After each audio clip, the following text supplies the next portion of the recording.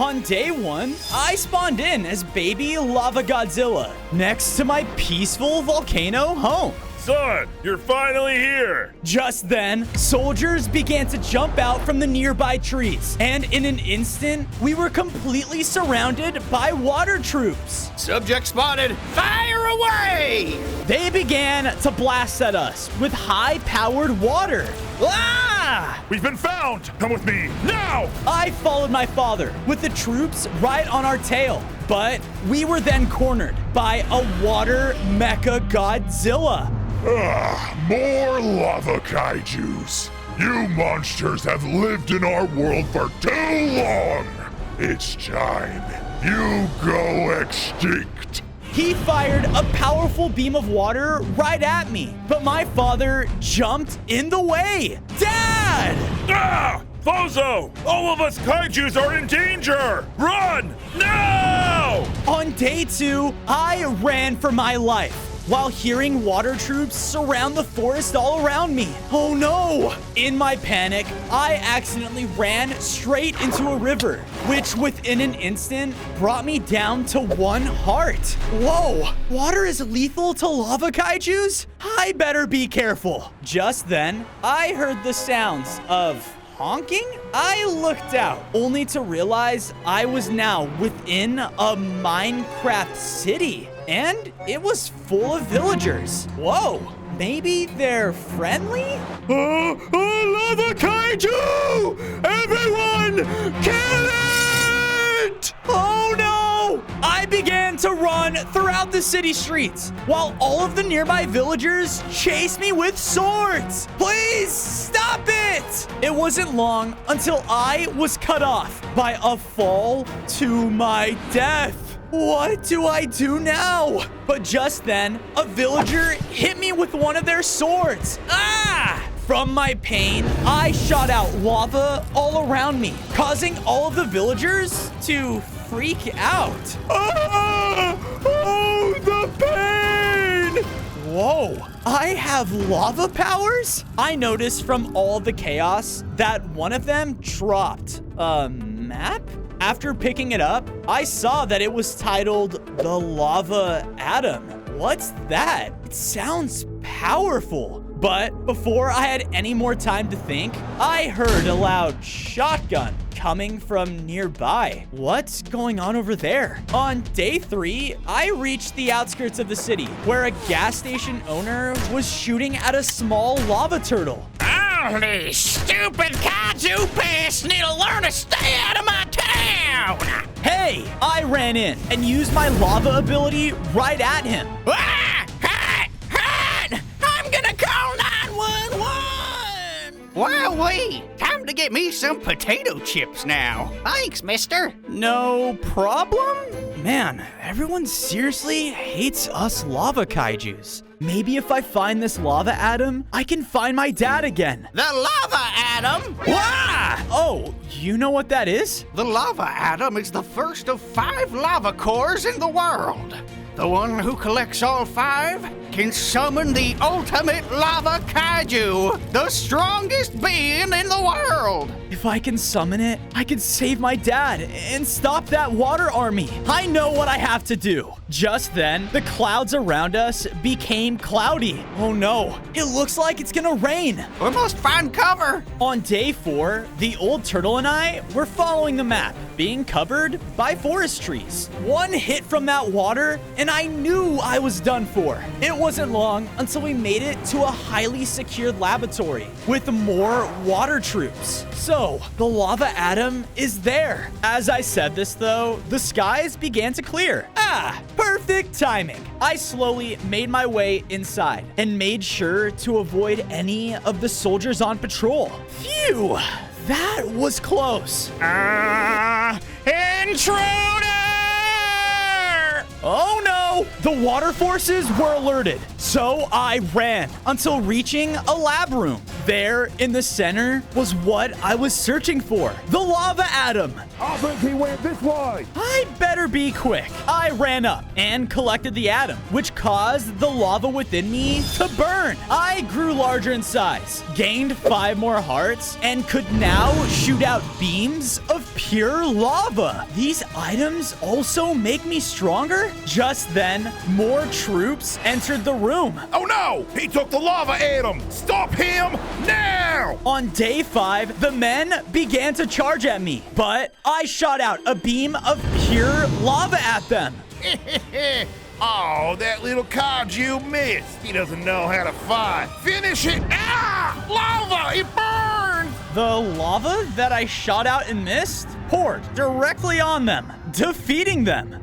That's one way to do it. I heard more reinforcements on the way. So, with my new size, I broke through the wall and left. I made it back to the old kaiju, but he was gone. Oh no, did those men get him too? As I said this, I saw a mysterious trail of potato chips. Did he go this way? I followed the trail until reaching what looked to be a large lava lake. And the potato trail ended. Great. Where did he go? I saw that this area was really secluded and quickly built myself up a small shelter to stay in. I even made a room that will hold all the lava cores I find. It's not much now, but it's a start. As I finished though, I saw a larger lava kaiju flying through the air. Hey, a fellow kaiju. I better follow him. On day 6, I followed below the flying kaiju. Hello? Hey, down here! Before I could catch up to him though, the kaiju was blasted down by a ray of water. No! I quickly hid nearby, just as the water mecha Godzilla walked out. Let your slow death be a lesson.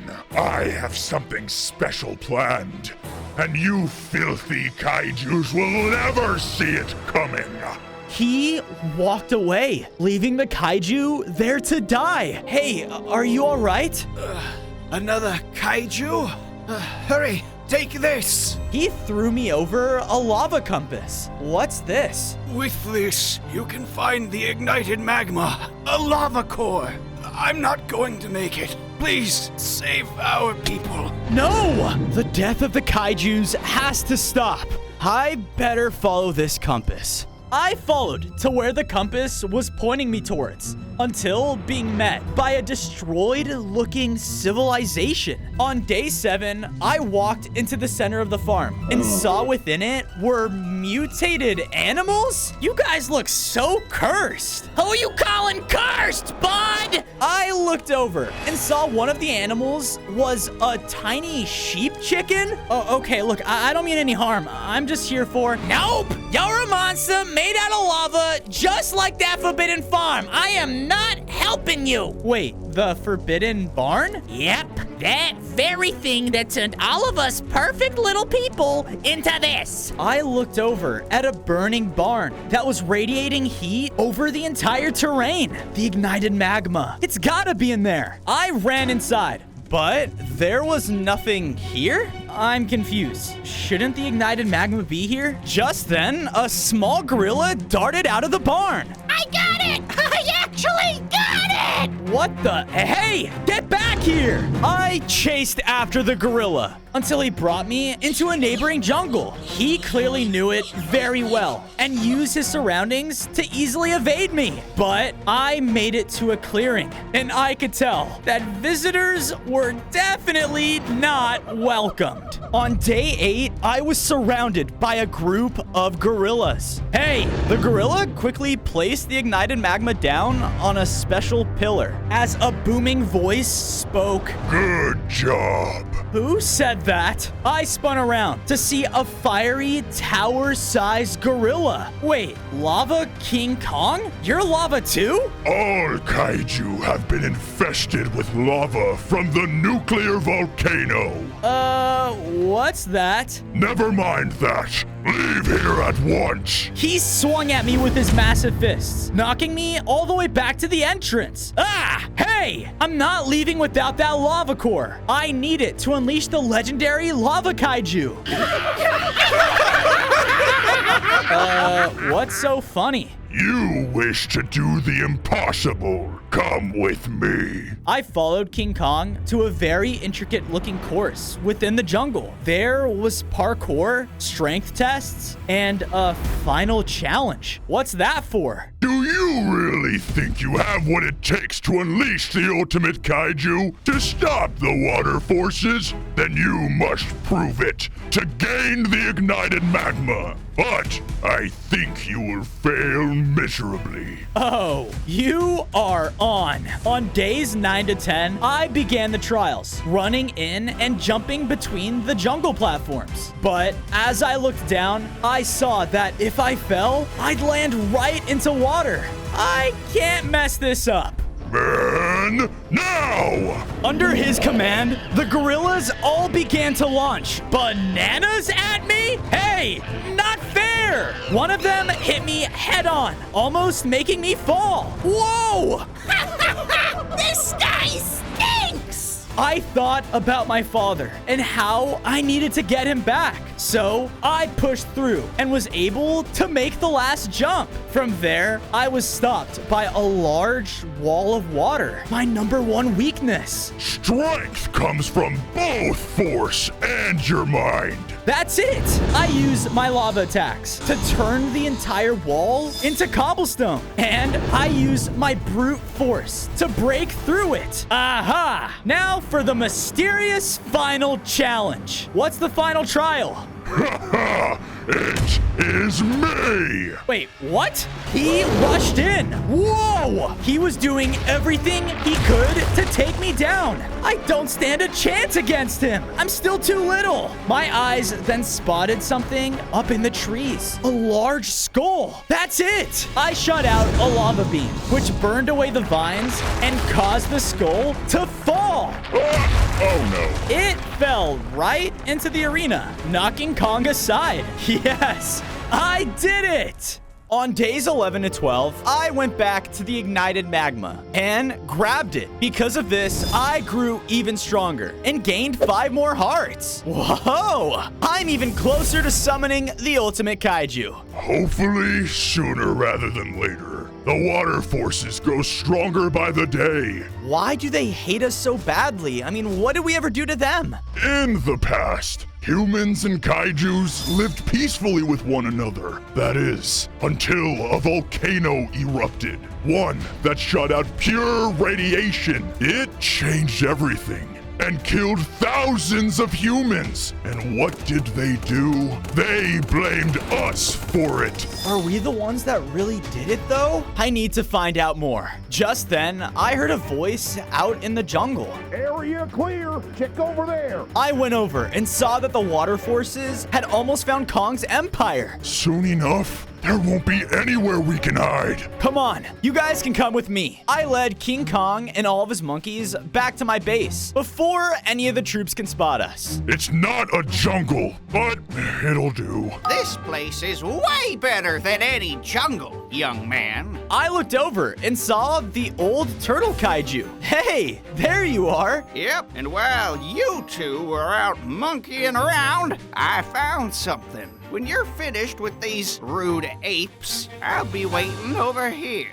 On days 13 to 14, I started out by expanding my old home with a much newer one that would fit a well-sized kaiju. If gathering each lava core made me grow, then my home's gonna need it too. Then, after placing down the ignited magma, I made sure to build up King Kong and his monkeys a nice skull base to live in as well. Thank you. We will keep watch over the base. Awesome! Finally, I made my way over to the turtle. Oh my, I never introduced myself. I am Gamera. Nice to meet you, Gamera. So, what did you find? We journeyed out of the base and arrived at the foot of a temple sanctuary. Whoa, what's this? As an old little kaiju, I've seen a lot in my years, and this right here is the temple of the ultimate kaiju. Maybe you can find more about the lava cores here. Wow, you found this? Thanks. Don't mention it, but you owe me a bag of chips now, though. I entered inside of the temple and walked to its center, but it was empty. Okay, so much for a clue. But then I saw a charred piece of netherrack being held up. Wait a second. I shot it with my lava, causing it to catch on fire. And because of this, I was immediately pulled in a vision. On days 15 to 16, I was suddenly brought into a dark room with a single burning light in front of me. Hello, young one. I am the ultimate lava kaiju. Yes, I'm trying to summon you. I need your help. In a flash, I was now brought to a military base full of the water forces. Standing there, watching over them, was the water mecha Godzilla. The water forces are planning something, young one. Something that will wipe you all out within an instant. A battle will soon be amongst us. One bigger than any before. Then I need to summon you before that happens. You can save all of us. Then take this clue. The next lava core is located deep within the human city. Wait, the city? It is the only way. Good luck! My vision was then brought back to the temple. Okay, anything to save my father. I traveled to the outskirts of the main city and saw that it was absolutely packed with water soldiers. I have to sneak in, but how? The parade is about to begin! Huh? I went over and watched as groups of people were setting up parade floats, and one of them had a large Godzilla statue on it. Come on! Get ready, ladies and gentlemen! The anti-kaiju parade, because we hate them so much, very, very much, begins in 5 minutes! I sadly have an idea. Boo! Boo! Death to all kaiju! Just stay calm. Just stay calm. I hate all kaijus! They suck! Hey, wait a minute. That kaiju looks super realistic, though. Anyways, yeah, kaiju should die! Okay, we aren't that bad. I looked ahead and noticed that one of the main water troops was holding a flaming radiator. Bingo! That must be the next core. I was about to break my cover and make a run for it. But before I could, I looked up and saw a giant 3-headed lava kaiju. It started shooting down powerful attacks right at the water soldiers, killing them instantly. Run! Ghidorah flew over and picked up the lava core as he roared out, All of you horrible humans must die! Wait, all of them? Not all are bad though, right? He began to blast down at the innocent crowd, killing anyone who tried to escape. Then he looked down at a little kid who was frozen in fear. Oh no! I jumped in the way of his attack. Hey, back off! Another kaiju protecting a human? Do you know what they want to do to us? Yeah, but hurting innocent ones like this isn't right. Come on. Now, give up the flaming radiator. Now. No! On days 19 to 21, Ghidorah began to fight me with his lava attacks and powerful bites. Come on, dude. Just give me the core and leave. Over my dead body! Hey, look around. The weather is so nice today, right? We are so lucky. Ah! Yeah, we forfeit! It doesn't have to be this way. We can work together. I work alone! Ghidorah then tried to fly away with the lava core. No! I shot at him, hitting his wing directly, which caused him to crash and drop the item. Aha! But as I went to pick it up, it was broken? No. What now? I will be back! You saved me? All kaijus really aren't monsters. But I was then hit by an empty soda can. Get out of here, you big smelly beast! I should go. I left, looking down at the broken lava core. How am I gonna fix this now? By using the magma bunker, of course. Wah! Dude, how do you keep randomly appearing behind me? I was only following you. I may be a turtle, but you'll never see me coming. Now, if you want to fix that thing, come with me. On days 22 to 26, I followed Gamera until we reached a large, abandoned nether portal. There is a bunker, deep within the nether. It's known to be the only place that could reforge a lava core. Find the bunker, and you will have your fix. All right, but where should I start? Great, he's gone. What a strange little kaiju. I entered the nether alone and saw how large this place was. I have no idea where to go. But then I heard some voices nearby. Oh, Georgie, that was a funny one, man. It really was. Huh? I went over to the noise and saw a lava pool hot tub. And there was a piglin and a strider. Hey, do you guys know where the magma bunker is? Oh my! You are large! No, Jeremy, look, it's one of them, whatchamacallums. It's pronounced kaiju. And why aren't you in the lava too? You're a strider. I hate the heat, all right? The cold is much better. So take a step back! Okay. Sorry, you can be a little hot-headed at times. So you say you're looking for the bunker, huh? Come with us. I followed the two of them until making it to a very ominous entrance. Well, here's your stinking magma bunker. On days 27 and 29, I walked inside the bunker to see that the place was full of different equipment and a lit forge. That must be what I need. As I started to go over, I got hit to the side. Looking over, I saw that it was Lava Mothra. Godzilla? Wait, I can sense it. You're here to reforge a lava core. Yeah, I am. I'm here on a mission to bring back the ultimate lava kaiju. Do you even know what happens when you find all 5 lava cores? No?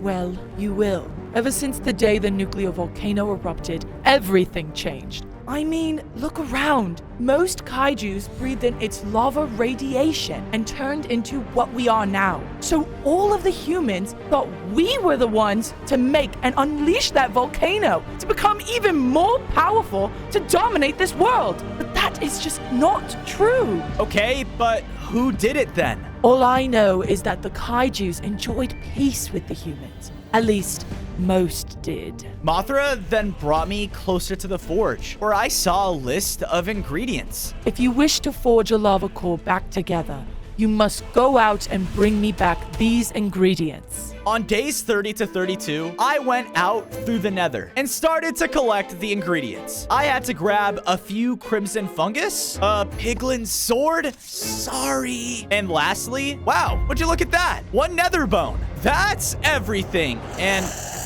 I slowly turned around to see I had awoken a Cerberus. I'm just gonna go. Give me back my bone! I only took 1! It wasn't long until we were running past the lava hot tub. Hey, who the heck invited this guy? Cerberus roared out and shot lava at the strider. The heat! I hate the heat! No one messes with Jeremy and gets away with it. Get him, boys! With his command, a group of piglins rushed in and started to attack the dog. And he fled. Yeah, that's right. Stay out of here, you punk. Wow, thanks, guys. Yeah, don't mention it. I headed back to the magma bunker and gave Mothra all the ingredients. Because of this, she unleashed her lava onto the lava core, which caused the item to reforge. I picked it up and began to upgrade. I gained 5 more hearts and became an even bigger, stronger lava kaiju. You know, I admire all of your hard work, and so I want to help you take down the water forces. I can be your personal blacksmith.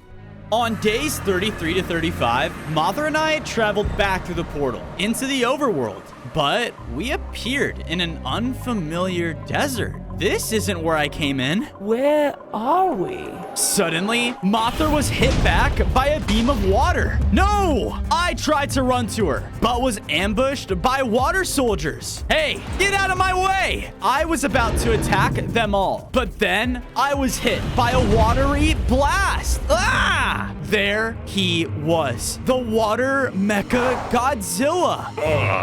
If it isn't the scared little kaiju I saw those days ago. Let her go! No, she will be captured, just like your father. I was about to run in, but then the army began to fire at me with the water weapons. Ah! Ow! Mothra then flew up in front, creating a wall of lava, blocking their attacks. This wall won't hold for long, and I'm too weak to run. You need to go now. It can't have the lava cores. What? No, I can't just leave you. But before I could do anything, she pushed me back and flew in to distract them. Mothra! I reluctantly ran off as fast as I could back towards my base. On the way there, though, I ran into the mutated animals. What are you guys doing here? Yeah, you'll never believe this, dude. Some crazy monsters came in and raided our farm. If I'm being honest, it was pretty cold-hearted. All right, then you can come with me. On days 36 to 39, we returned back to my home, where I quickly built up a new farm for the mutated animals. And after placing down the flaming radiator, I went to find Gamera had built up a defensive wall around our home as well. Whoa, you did all this? Why, of course. Every base needs its shell, you know. Yeah, I agree. Now, if you'll excuse me, I am starving. I know I need to get my dad and Mothra back. I just don't know what to do. Just then, I heard a loud roar echo from nearby. What's that? That's it. That noise is from the ice beasts that attacked our farm. Well, maybe if they're a kaiju, I can reason with them. I'll take it from here. I made my way to the farm to see that all of the flames were put out, and the place was practically turned into a tundra. It's cold. And there, standing around the Forbidden Barn, was a whole ice kaiju group.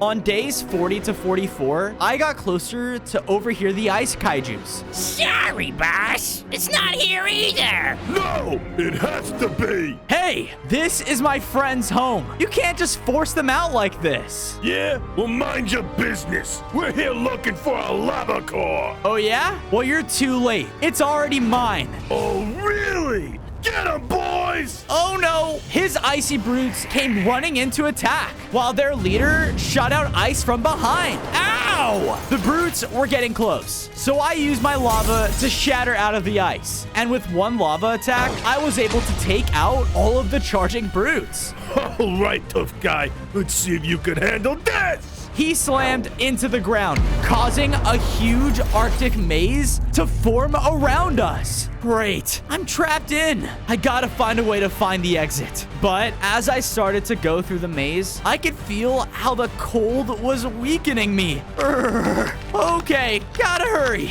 Some of the icy kaijus would even wait around the corners to attack, but thankfully, they were easy to take down. Finally, I reached the center and saw that the kaiju boss was there waiting for me. Well, I guess you're tougher than you look. You do know lava melts ice, right? Not when we're in my domain! He charged in, and I noticed that his icy attacks were really packing a punch. Ah! I tried to burn him, but my attacks did nothing. The area, it's just too cold. Wait, that's it. Time to heat things up. I shot out my lava at the ground, catching the frozen grass around us on fire. No! With that, I burned even more of the arena with my attacks and saw that it caused the kaiju to shrink. He's melting. Ha! Not so tough now, are you? Why, you? In his rage, he ran in to hit me, but I blasted him head on with my lava beam, shrinking him down to the size of a little chicken. What's your deal, man? I'm trying to collect the lava cores to help all the kaijus, including you guys. Please, forgive me. I've always feared the lava kaiju, but now the water army, I fear them too. They have a nuke in the making, one that could be the end to all kaijus, and that horrible nuclear volcano is to blame for it. That's the second time I've heard of this volcano. What do you know about it? But sadly, the ice kaiju melted away. No! In the pool he left behind, though, he dropped a map. The Ancient Ember. This must be another lava core. On days 48 to 52, following the map's direction led me to the ruins of the Ancient Ember. Aha! This must be the place. There, on the cliffside, amongst all the old ruins, burned the Ancient Ember. Time to claim my prize. But as I walked up to it, I triggered a tripwire. Uh-oh. Suddenly, a massive water cage slammed down around me. Ah! It hurts! We got him! Move, move, move! I was then completely surrounded by water soldiers. You didn't think we just let you walk away, did ya? They threw a splash potion directly on me, causing my vision to blur. I awoke in a cage on the edge of an oil rig. This is it. This is the Water Force's base I saw with the ultimate kaiju. You saw him? Huh? I spun around to see there, trapped with me, was my father and Mothra. Dad! There you are. You're okay. Yes. For now. But my son, I am so proud of how far you've come to being the savior of the kaijus. Empowered by his words, I burst my cage open with lava. Come on, it's time to get you guys out of here. I quickly melted Mothra out of her cage and was about to free my father when, oh, come on. Water soldiers then flooded around his cage, separating us. Everyone, all guns on those kaiju! Oh, no. Go! No! On days 53 to 56, the two of us had to do whatever we could to escape the oil rig. Look, that's the bridge to get back on land. Let's go. No, they still have my dad. And wait, the Ancient Ember. It's here somewhere. I can feel it. I went away from the exit bridge and further inside of the rig. You're crazy. I began to run around and was about to take a right when... Wait, go to your left. I think I can see it. I did as Mothra said and walked to another area of the oil rig where the Ancient Ember was being held. Score! The alarms were still blaring through the complex, so I quickly went up to grab it, but when I did, I was pulled into the flame. Whoa! Ah! I was now inside of the Ember on a strange island. What the? I slowly walked around and saw there ahead of me was a group of sun-masked people. They were all standing around a central pile of wood. Hey, what's going on here? Ah, yes! Our torch has finally come! Your torch? Yes, you have touched the ember and wish to be granted its power, correct? Yes, I do. Perfect! But first, you must earn it. The one that is worthy of the ember shall be able to burn our bonfire hotter than any other flame in the universe. Hotter than even the sun! I looked up and saw that the sun was directly overhead. Wait, I have to be hotter than that? It is the only way. Plus, we really like fire. Do this for us, and you will receive the ember's blessing. All right, anything to get this lava core. On days 60 to 63, I walked up in front of the bonfire and began to shoot it with my lava, but it didn't ignite. Instead, 3 other bonfires appeared around the island, and the sun started to set rapidly. Hurry! The challenge has officially started! You must burn all the bonfires before the sun sets! You couldn't have told me that earlier! I hurried over to the first stack of wood and successfully lit it. Yes, but the sun was already close to setting. If it touches the horizon, we are all done for? I thought back to my father and how proud he was of me. I can't let him down. Focusing all of the lava in my body, I unleashed a powerful beam of lava that caused both of the other bonfires to ignite. The sun stopped and held its place in the sky. You did it! You are worthy and will be granted its power. The sun began to pour light so bright that my vision faded again. I was back on the oil rig and had upgraded to an even stronger form. I gained 5 more hearts and now had a new solar crash ability. Yes! But before I could celebrate more, I heard soldiers all throughout the base. Godzilla will be here soon! Oh no, come on, we have to go. On days 64 to 68, I managed to safely escape and made it back to base with Mothra, but I still couldn't save my dad. I should have done more. Don't put yourself down. We can still save him, and you must bring the ultimate kaiju into the equation. You're right. With that, I quickly built Mothra up her very own forge and workshop in our base. This place isn't so bad. Afterwards, I placed down the ancient ember inside of my room. Now, we just need one more to be ready. Knowing this, I went out and took a long look at my base, only to see all of the friends I've made along the way. All of these people are counting on me. I can't let them down. I looked, and there next to their parent was the little kid? What are you doing here? Why did you bring me here? We need to go now! No, Daddy. Look! Hi? See? These kaijus aren't evil. Oh my, I see. I'm so sorry. It's just after the nuclear volcano erupted, the water forces blamed you and told everyone in the city to believe you were monsters. It's okay. Look, we're all trying to stop them and show every single one of you humans that we aren't monsters. Well, knowing this now, I'll spread the word. As he said this, I heard a loud gorilla roar and saw that King Kong. He's gone. Where did he go? On days 69 to 73, I went over to see King Kong was battling King Ghidorah in a nearby field. I told you I'd be back. His attacks launched King Kong back. Hey! I rushed in and hit the dragon with my new solar crash attack. And with this and King Kong by my side, we were able to take Ghidorah to the ground.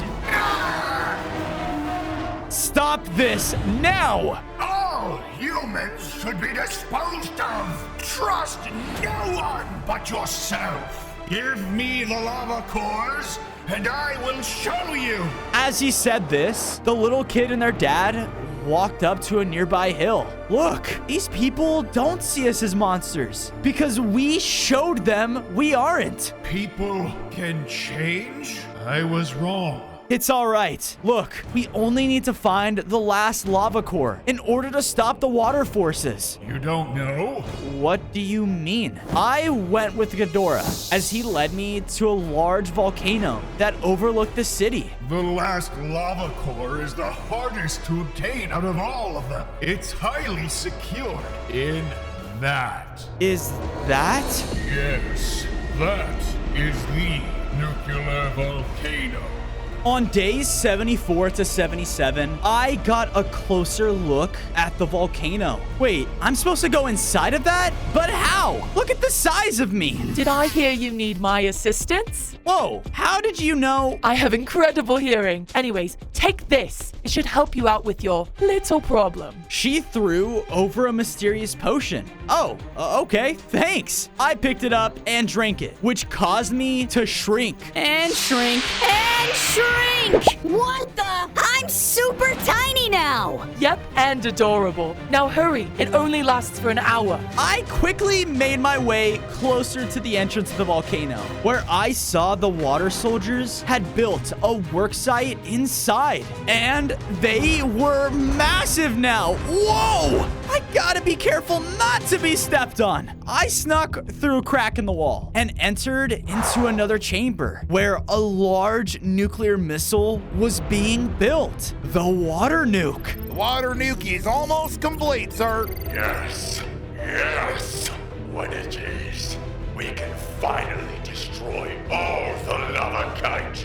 And us water forces can take over the entire city. No one can stand in our way. No one. They plan to what? Oh no, I have to stop them before they send out that nuke. On days 78 to 80, I avoided more soldiers and headed deep within the volcano. Inside of it was a room full of radioactive water. They turned this place into a lava kaiju's nightmare. Above the pool of water was the final lava core, a fusion spark. It seems to be powering the entire operation. I made my way to the edge of the pool, but quickly realized I have no way to get to it. I guess it's time to build. I began to slowly build over a cobblestone bridge towards the fusion spark. Is you seeing what I'm seeing? What the? Almost there. But then Mothra's potion began to wear off, and I started to grow in size. Hi? Kill it! Take it down! Build. Build! I quickly built the rest of the way and collected the fusion spark. Yes! But as I did, I was hit by one of the soldiers' weapons and fell straight into the radioactive water! On days 81 to 85, I was in the middle of a lava landscape.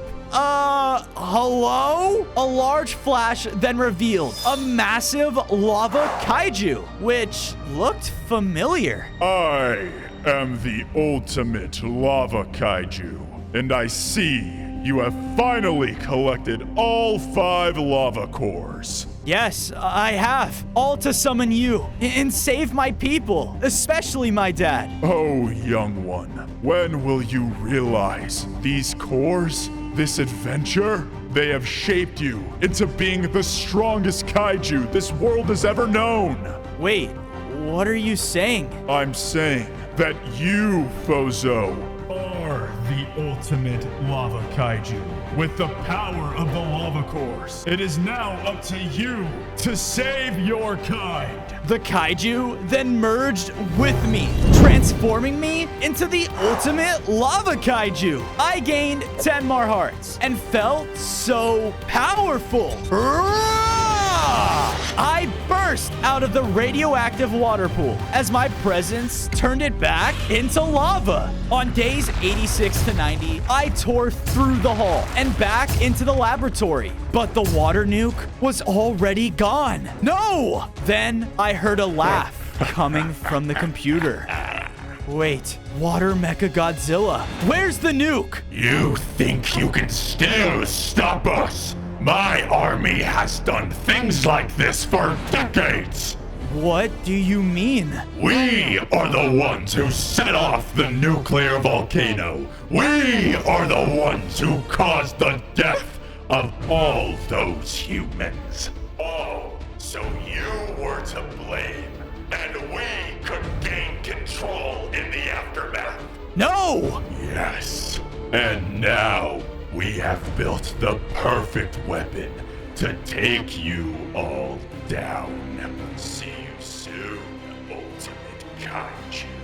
This isn't good. I need to tell everyone now. On days 91 to 94, I returned to my base, and everyone looked so worried. We heard that the water forces are moving into the city with the water nuke. Is this true? We're all gonna die, dude! No, we're not going to die. I'm gonna take down Mecha Godzilla and show all of these humans that we're not monsters. But what about the ultimate lava kaiju? Where are they? I am the ultimate lava kaiju. Oh, you know what? That makes sense. Yeah, I guess it does. But look, if I'm gonna do this, I'm gonna need all of your guys' help. On days 95 to 99, I marched into the center of the city where all of the water forces were preparing to launch the nuke. And there was my father in his cage. Dad! We must launch the weapon and get rid of this monster before he destroys the city. Stop lying to all these humans. I'm here to save everyone in the city from you. Kill that monster! The water army began firing on me, pushing me back with their firepower. Ah! One of them even launched an RPG, but the missile went off target. They saved us! You're welcome. They are the good ones! The army tried to shoot at me! No. Start the launch sequence! T-minus 60 seconds. While Gamera defended the humans, I fired back with my lava, which melted my father's cage open. Stay away from my son! He tore through the water soldiers, holding them off. Go, Dad! T-minus 30 seconds. Go, my son! You have to stop the nuke! I'll get the people out safely. You can do this. All right, time to end this. You are ruining everything! First, you lied to all these humans and made them hate us kaiju. Then, you took my father as prisoner. You ruined everything. We clashed in the center of the city, biting and clawing at each other. I have to get to that nuke. He blasted me with his water attacks and was clearly still very strong. I had to use every lava ability I gained along the way, burning and slamming into him every chance I could until T-minus 10, 9, 8. We both shot out our elements, causing them to combine in the middle of the street and create a giant wall of obsidian. No, I can't reach the nuke. It's over. All kaiju will die. 5, 4, 3. I focused on all of the people who were relying on me and put that energy into the single most powerful beam of lava I could. It shattered the obsidian wall and blasted right through Mecha Godzilla. No! With that, Mecha Godzilla was defeated, giving me enough time to disable the nuke and save all the lava kaijus. On day 1, I spawned in as a baby Godzilla. I was at a shoreline of a huge city where there were a bunch of people roaming around. Whoa, is this my home? Just then, explosions sounded off everywhere and huge buildings started to get destroyed. I walked through the streets, seeing countless explosions and nuclear blasts. What's going on? There were army men running through the streets in fear. King Ghidorah has attacked us again. Prepare the defenses. I then heard a loud screech and turned only to see the largest kaiju I had ever seen, King Ghidorah. He was fighting against my father, Dagon, who was trying to protect the city. I will take over this planet so that it can be suitable for me, the Alpha Predator! I won't let you! Oh no, I have to help my dad. I started to run over, but just then, a diamond missile got shot down from the sky, landing right on me. Ah! From its radiation blast, I was transformed into a baby Diamond Godzilla and now had 5 diamond hearts. What happened to me? Son, you must get out of here now! Before I had any time to react, an explosion took place on the wall right behind me, revealing an army squad and a tank. A kaiju? Capture him! Uh-oh! On day 2, I was running through the streets away from the military. Leave me alone! There were explosions going on all around us, and I knew I have to get back to my dad. I then turned and realized I ran straight into a dead end. Oh no, I'm trapped! Please, don't hurt me. I want to help you guys. Lies! You're nothing but a monster, just like that dragon. I got angry from his comment, causing an urge to fill up within me. Because of this, I let out a very powerful diamond beam. Whoa, I have diamond powers. I used my newfound ability to blast a hole through the wall, revealing a path of rubble that led up to one of the rooftops. I jumped from platform to platform as the military men started to shoot at me with their weapons. Thankfully, though, I barely made it. Yes, but just as I did, my father got thrown aside on a building right in front of me. Dad, there you are. Son, listen to me. You must do everything you can to stop King Ghidorah and protect these people. If not, nothing will be left in this world. Show them that not all of us kaijus are monsters. I love you. Just then, a lightning shot got blasted down onto him, killing him for good. No!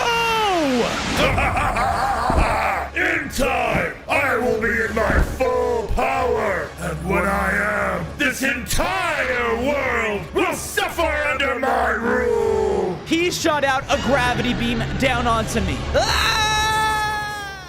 On day 3, I fell deep below the city and landed in a strange room. My head. I gotta find a way out of here. I started to run through the hallways and realized that I was in an underground lab. I continued to run until I made it inside of a large testing room where I saw a fragment that looked radioactive. Interesting. I grabbed it, causing the radiation to empower the diamond within me. My body transformed and I gained 5 more hearts. Whoa. Absorbing radiation makes me stronger. Just then, bright red lights and alarms started to blare throughout the facility. Oh no, time to go. I kept running and saw an exit, but as I did... Come on, we gotta get this monster out of here. What's going on? I looked over and saw that some army men had a moth-like kaiju in a testing tube. Please, I just want to be left alone with my family. Shut up! We are done running tests on you. Oh no, I can't just leave her behind. I have to help. On day 4, I went towards the tube and the men noticed me. What? A diamond one? He must have absorbed the radioactive fragment. We need backup. Behind me dropped down a crazy military mech. Oh no! It began to charge towards me and attack me with its crazy saw blade. Must eliminate kaiju! Its attacks were very strong, but thanks to the radioactive fragment, I got stronger. I unleashed a brand new ability, allowing me to diamond stomp. Whoa! My stomp was so powerful that it launched the mech into a wall. I fell down. Yes, I did it. Hey, hold on. I used my diamond stomp to shatter the glass tube holding her. You saved me. All I ever wanted was to get back to my family. But the military, they captured me. They've been trying to get me too. I want to stop Ghidorah and show these people that not all of us kaiju are evil. I'd love to help. My name is Mothra. Nice to meet you. Suddenly, we heard a loud screech outside, and we went out to investigate, only to see King Ghidorah raining terror down from above on the whole city. Okay, we need to find somewhere safe to hide out, and fast. I need to get back home first and check on my family. Wait, hey, it's dangerous. On day 5, I chased after Mothra as she led me far away to a secluded lake, but everything in the area was destroyed. What happened here? No, my family.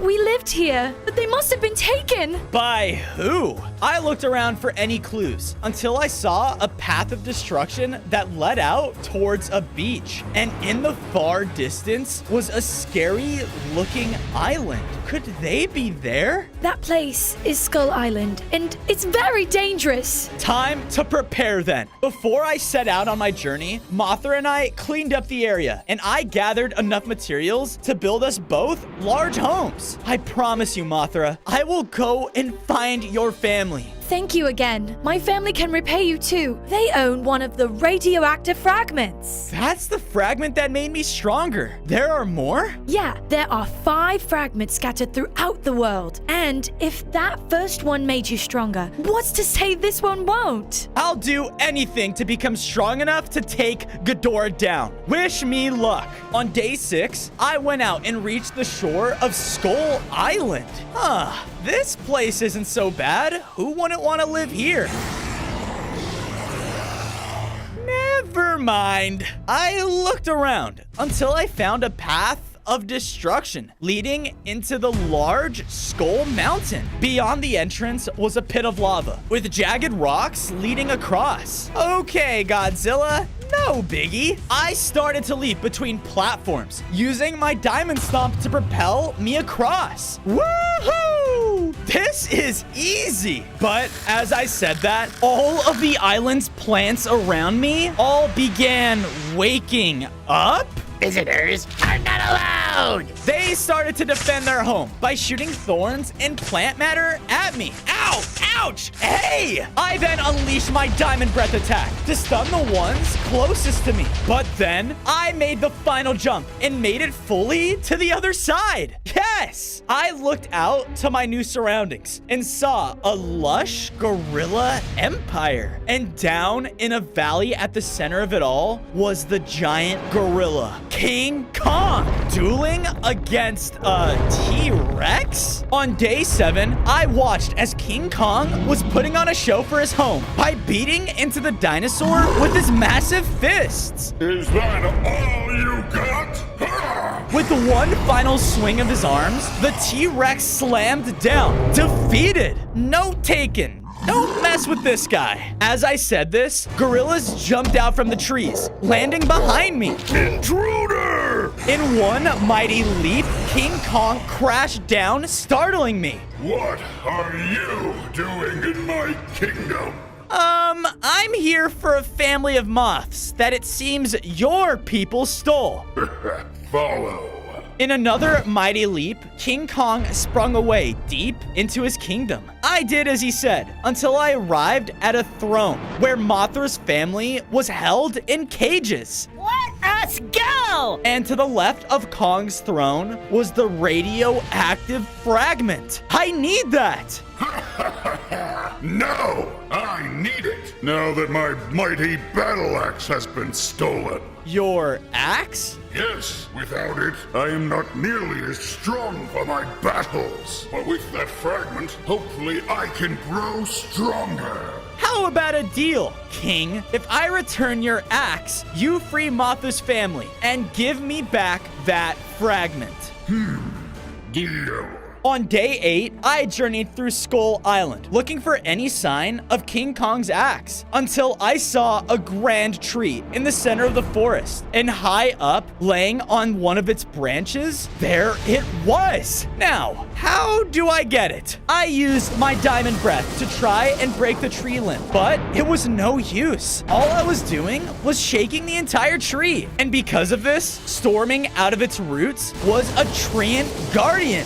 Stay away from my tree! He began to attack, constantly reaching into the ground to summon roots that hurt. I knew I had to defend myself and unleashed my diamond breath directly into his face, stunning him.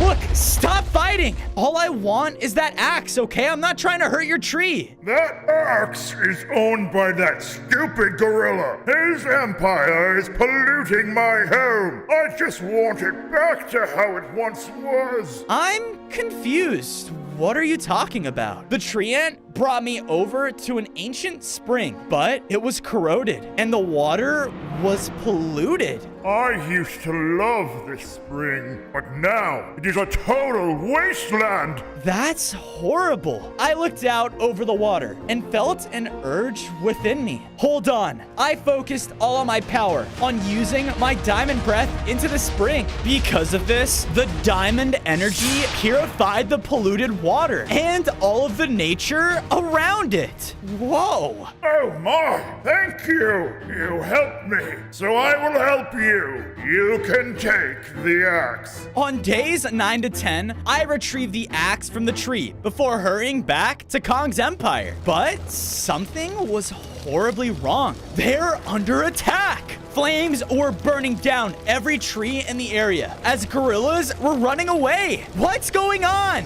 Then the sky turned gray as bolts of lightning began to shoot down everywhere. And at the center of it all was King Ghidorah. Where is that diamond Godzilla? I know he's here, and I shall kill you just like your father. I did my best to sneak past and found that hiding behind the throne was Mothra's family. Thank goodness they're alive. Wait, the fragment. I have to get it. I ran through the battlefield and was able to pick it up, causing it to absorb within me. I gained 5 more hearts, and I felt my tail and the spines on my back grow even stronger. Because of this, I had a new Diamond Tail Slam ability. Awesome. Godzilla. I looked over, and out of the destruction rose King Kong, but he looked super hurt. Oh no, are you all right? I won't be if we stay here. King Ghidorah, he's too strong. Then let's get out of here. Now, together, we were all able to find a secret passageway within the Empire and escape. On days 11 to 12, I made it safely back to base with everyone following behind me. That was close. Too close. Ghidorah is growing way too powerful. I've never seen anything like it. That's why it's important for all of us to work together, King Kong. My father believed in us to protect this world, and that's what I'm gonna do. I respect that. I will stand with you. I took the time to build up the gorillas their very own jungle home inside the base. Then I handed over the axe back to Kong. Here you go. Thank you. Me and my gorillas will fight with you. I looked over, and Mothra had reunited with her family. Thank you so much, Fozo. You really did it. You saved my family. Well, it's thanks to your family's radioactive fragment that I was able to get us out of there.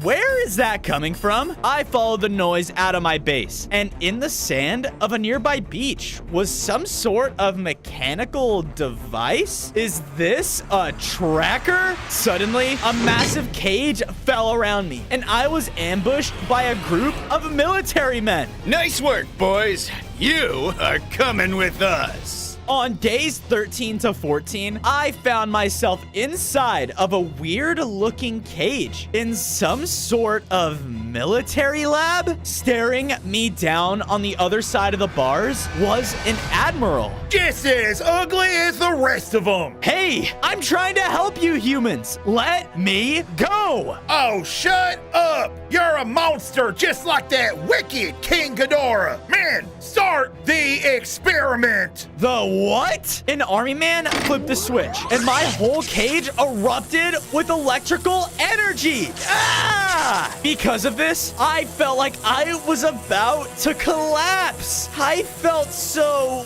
weak. With your DNA, who knows what kind of weaponry we can create? I was left weakly standing in my cage. Hey, were you really telling the truth back there? Do you really want to help people? Yes. The robot then used electricity to bust open my cage. What? Why? No time to explain. We gotta get out of here before Admiral Stens comes back. On days 15 to 16, I escaped the military base with the help of the robot. Phew!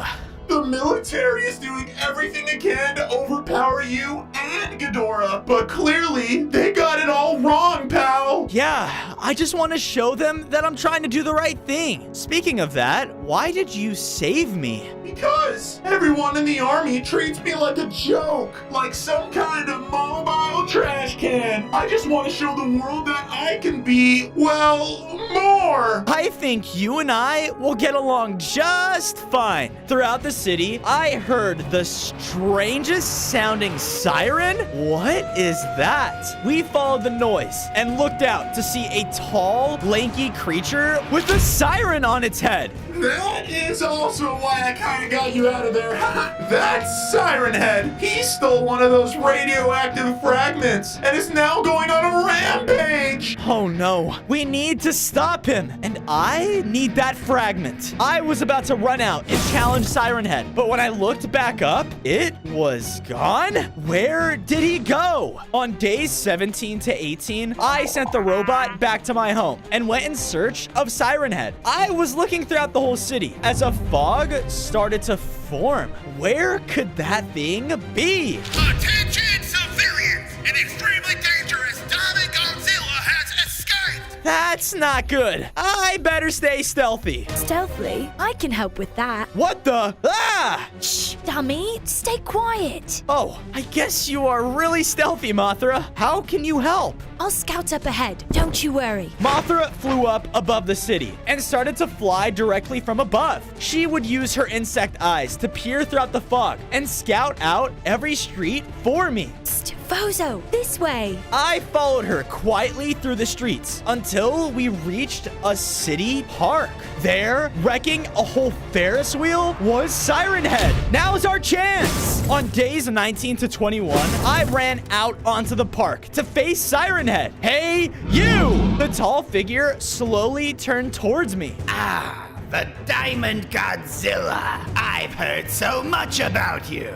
You have? Well, King Ghidorah is on his quest to dominate and destroy this world. He asked for us other monsters to join in. I won't let you get away with this. Ha! Do you even know what King Ghidorah truly plans to do? Do you? Siren Head then sprinted towards me to attack. He would use his long arms to swipe at me and keep me at distance. I did everything I could to fight back, but then I saw Mothra fly in to attack as well. Take this! But she was quickly swatted away. No! She fell back and landed on the ground next to me. Mothra! Well, now I'm angry! In a flash of brilliant light, Mothra grew in size and strength.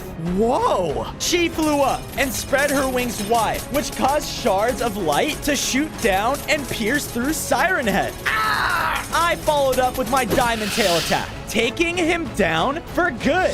Where he once stood fell the next fragment, but it looked dead. Is all of its radiation gone? No! What are we going to do now? On days 22 to 26, I made it safely back to base with Mothra, and I saw that the military robot made it there safely too. I wasted no time building him up a mechanical laboratory all to himself. Oh, jeez. Thanks, Bozo. With all this equipment and stuff, I can start looking into King Ghidorah and those radioactive fragments. Woohoo! Sure thing. Speaking of which, any idea on how to fix this? Oh boy, this isn't good. I've never seen this happen to one of our fragments.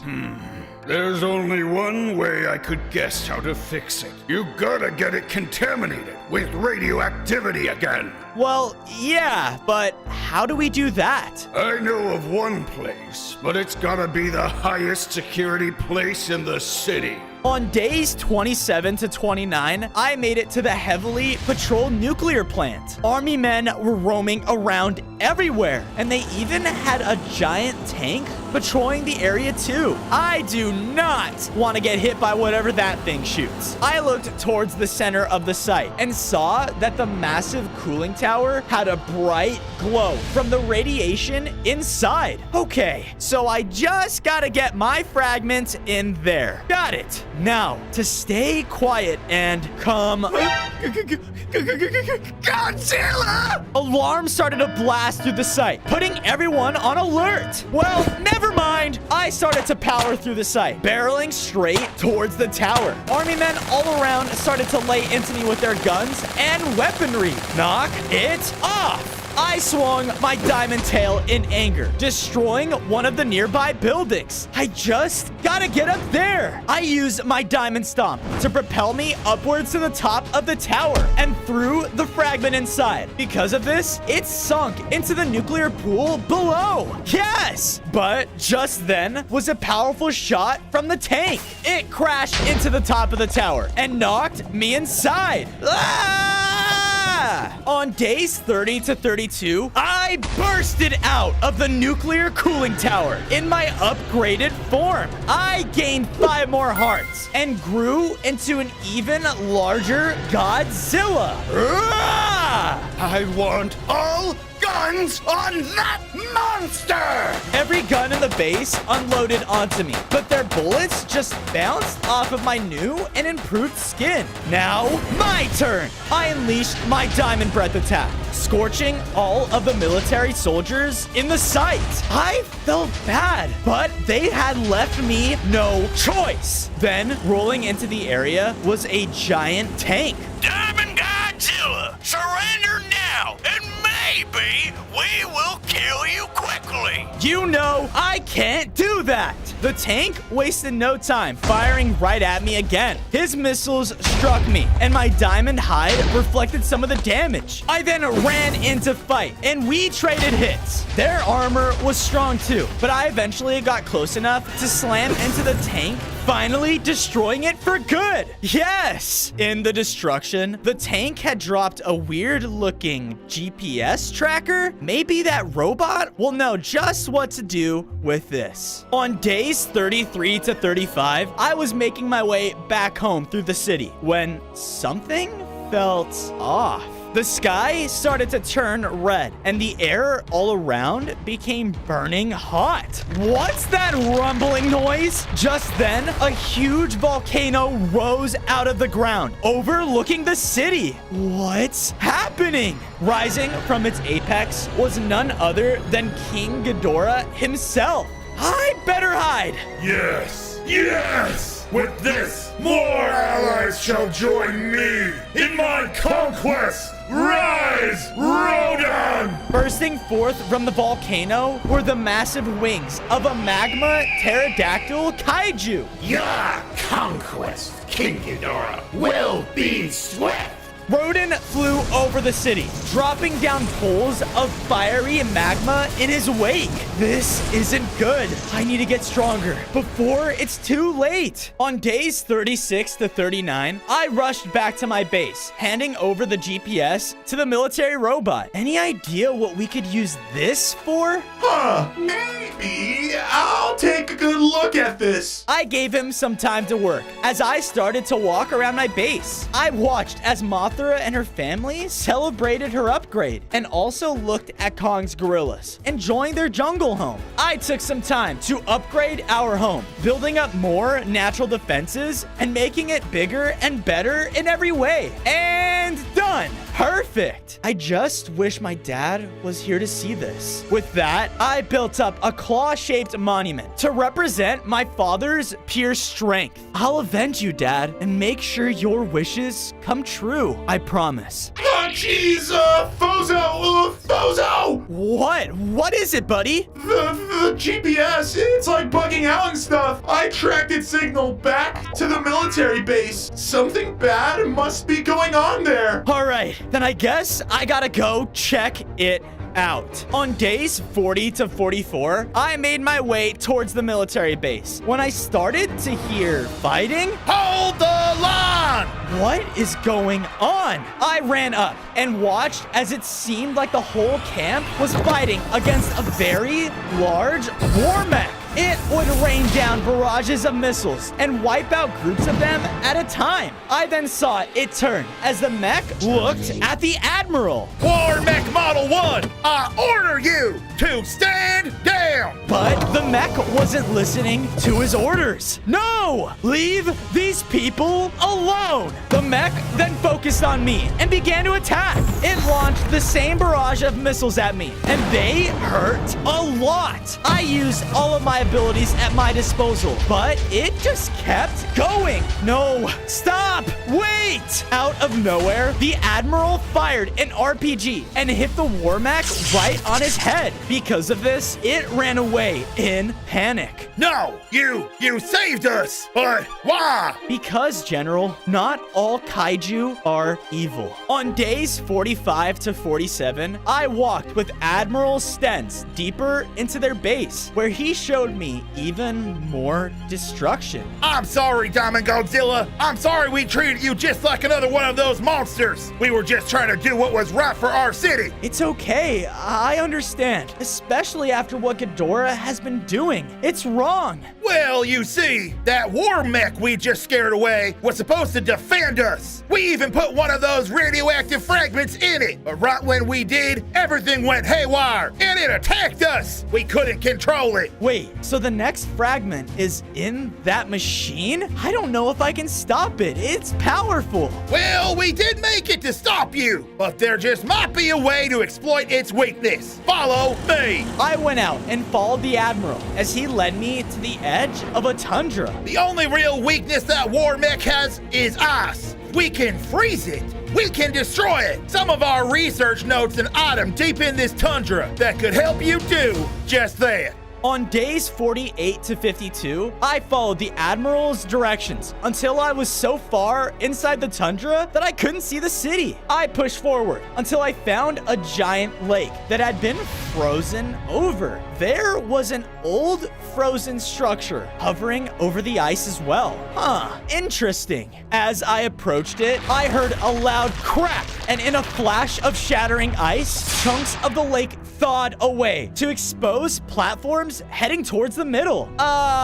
Hello? I looked out, and on the center platform below appeared a colossal ice kaiju. The Diamond Godzilla! So it's true! You do exist! Yes, and I've been sent here to find an item that will grant me ice powers. So that's why you've come.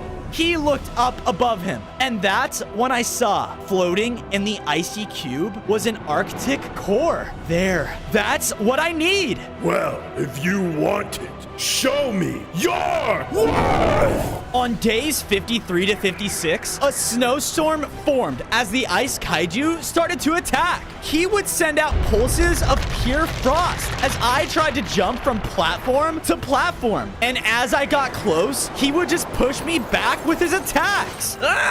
Is that all you've got? I knew I couldn't get closer without stunning him, but he was way too strong. What do I do? There, I noticed two pillars that were pointed up, holding the large icy cube.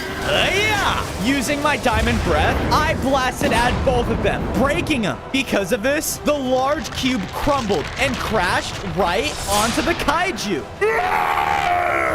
And there, appearing in the broken rubble, was the Arctic core. Bingo! I grabbed it, causing the cold to empower me, and I gained a new frozen breath attack. Sweet! I am impressed. You see, I had to test you because I know Ghidorah's reign of terror will not end so easily. He's even started to affect the lands beyond the city. Then, why don't you join me? Together, we can all take King Ghidorah down for good. On days 57 to 59, I was journeying back with the Ice Kaiju when I received a transmission. Godzilla! We have a visual on the war mech. It's just south of the city. Well, here goes nothing. We split up, and it didn't take long for me to make it south of the city. And there he was, attacking a power grid. The mech was slamming into everything it could, causing a ton of electricity to discharge into the air. Is that empowering him? He's trying to get stronger. Hey! Must eliminate Godzilla! Oh no! We began to fight as he would launch volleys of even more fire rockets. My path was now cut off by its flames, but I was ready. I used my new ice attack to extinguish the flames and get in close. Then I would move around every chance that I could and blast him with the frost beam.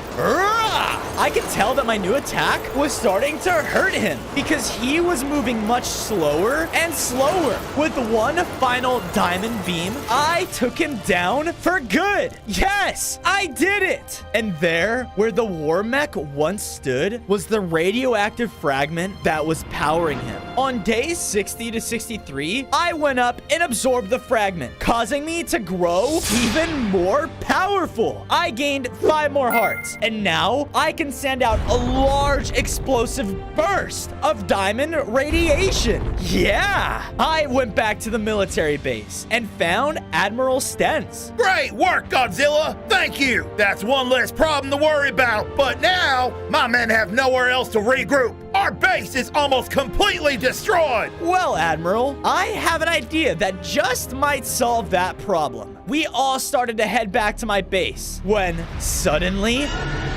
Oh no.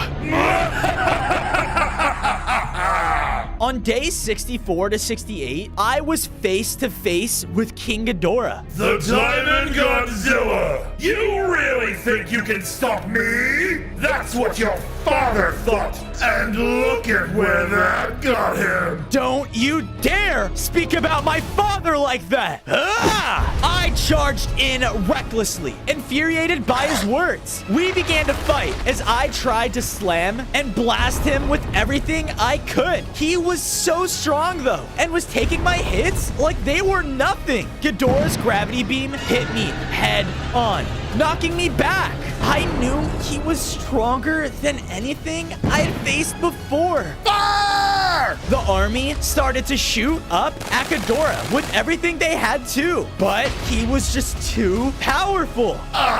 Humans! What a waste of life!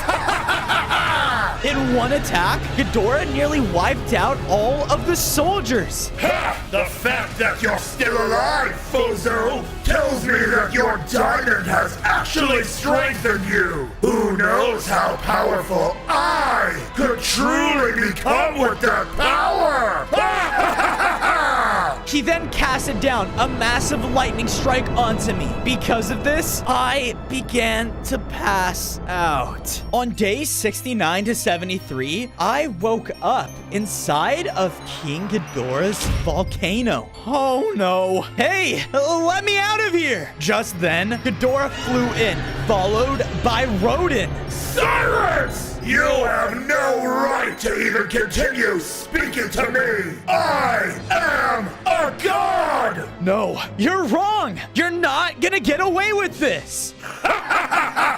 You have no idea how wrong you are! Ghidorah reared back his three heads and let out a powerful attack. He struck me right in my core, and I felt like my energy was being drained out of me. Then, in a huge flash, Ghidorah's body had become completely diamond as well. No! Yes! Yes! With this new power, this world will fall! Starting with this city, Rodin! Finish him off! I no longer have a need for him! Yes, King Ghidorah! Ghidorah flew back the way he came, and I was left alone with Rodin. I can't lose. I can't! With one tail swipe, I was able to break free. On days 74 to 77, Rodin charged in to attack. He would show off his speed and powerful fire attacks, and they were taking down my hearts fast. The humans out there don't even care about us! Why? Why do you fight for them? Because my father taught me it's the right thing to do. I tried blasting him out of the air and was hurting him every chance that I could, but I was just so weak. My hearts were getting lower and lower, and I thought I was done for. No, no! Then, in a large explosion, the military broke into the volcano. Admiral! I want all guns on that flaming dinosaur! Now! The remaining military forces all unleashed the weaponry onto Rodin, weakening him. Because of this, I was able to unleash my new diamond radiation attack, taking him down for good. You guys saved me. Well, we're just glad you're okay. Now come on and let's regroup. I think we got a plan that could make you even stronger than Ghidorah. On days 78 to 80, I returned to my base with all of the military men, but we were met at the entrance by King Kong and the Ice Kaiju. What are they doing here? Guys, relax. They are our allies now, and they want to help. From there, I went off and gathered enough materials to build up the Admiral and his men their own homes. I then took the time to use my frost breath to form an icy cavern for the Ice Kaiju. I may not trust the military, But I am thankful for you, Fozo. Of course. We all have to work together now. I went over to the military robot's lab, and he was talking to the Admiral. I'm sorry I neglected you for so long, little guy. Clearly, you were the only one to believe in our giant kaiju friend here. Yeah, I'm just glad y'all came to your senses finally. It took you long enough. Godzilla, my men were able to secure the final radioactive fragment. I looked over, and behind him was the last fragment. Sweet. Hold your horses there, boy. Our plan is to amplify its effects and make you even stronger. The only way to do that is, by hitting you with a nuke. What? You heard me. We just need your help taking back our submarine. It's gonna be easier said than done. On days 81 to 85, I set out to the large cove on the seashore where the Admiral told me they had last docked their submarine. I looked out into the water and saw it floating out in the distance. I thought the Admiral said something was guarding this. Then, bursting out of the water was a giant sea kaiju. Oh, I spoke too soon. This is my territory! What? Man, I'm not trying to take your home. But the kaiju didn't listen and kept attacking. Lies! We continued to fight, trading each other blow for blow until I hit him hard with my diamond breath. Urgh! Do it! End me! I will never live in peace. Ghidorah, humans, they will hunt me to extinction! Whoa, dude. No, I'm not gonna end you. Look, instead, I'll make you a promise. Soon, I'll make it so that you can live in peace, even with the humans. But to do that, I need that submarine. You will? Yes, please! Take it. Show King Ghidorah what a true alpha can do. On days 86 to 90, we set up the submarine in the ocean. Now that I'm in the middle of nowhere, you're just gonna nuke me? Yeah, that's about right. Ready? As I'll ever be. Launching out of the sub was the nuclear missile as it flew and exploded into the water around me. A huge nuclear cloud formed above the water, and all of its radiation empowered me. As the cloud dissipated, I felt my entire body change. I gained 10 more hearts and grew into a colossal size. Because of this, I can now summon my own diamond nukes. Yes, it worked. I then saw as Mothra was flying up to me across the water. This is fantastic, Fozo. Yeah, I just hope it's enough to stop King Ghidorah. On days 91 to 94, I made my way back to base with Mothra, and we looked at all of the work that we made. I think we could really do this. I know you can. All of King Kong and his gorillas looked so proud. Yeah, you can do this, Godzilla! Woohoo! Even the military robot was cheering me on. I really never thought I'd be working alongside you, Godzilla. The race is up to you. Please, save our city. Let's hope that I can. Well, you will have me as well. We started this together. It's time we end it too.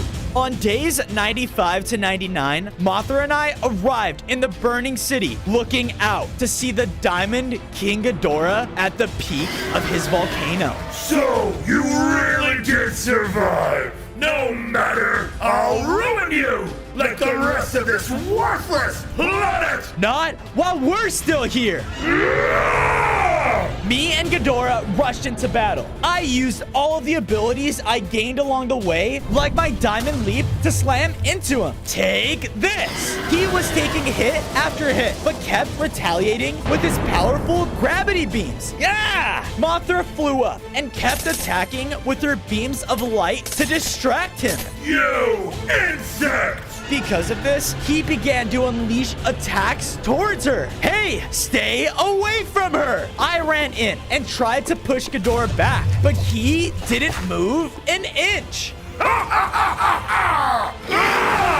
He knocked me back with another powerful blow, leaving me with only a few hearts left. No! I am, and always will be, a god! Ghidorah was about to end me, but then Mothra flew in the way. Wait! It's okay. I always have your back. In a single blow, Mothra was completely injured by his attack. Mothra, no! Oh, finish this. I believe in you. As her body faded away, her energy fell onto me, empowering me even more. You are gonna pay for that. On day 100, Ghidorah took to the skies in the city, and I chased after him. You aren't going anywhere.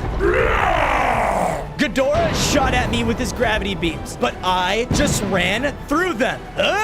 I slammed him with my attacks, now attacking in a full frenzy. I would use my diamond radiation to push him back, and followed up with every attack that I could. You are not a god. You're just a monster. Silence! We continued to battle, trading blow for blow, until he started to fly up into the sky. Time to end this! I agree! We both fired out beams at one another, but my diamond breath against his gravity beam was much stronger. No! No! Finally, in a blast of my new Diamond Nuke ability, King Ghidorah was completely destroyed. And now, this entire city could live in peace.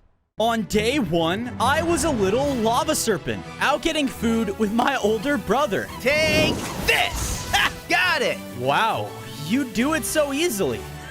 In time, little brother. You'll get there. The two of us then got interrupted by a large icy explosion.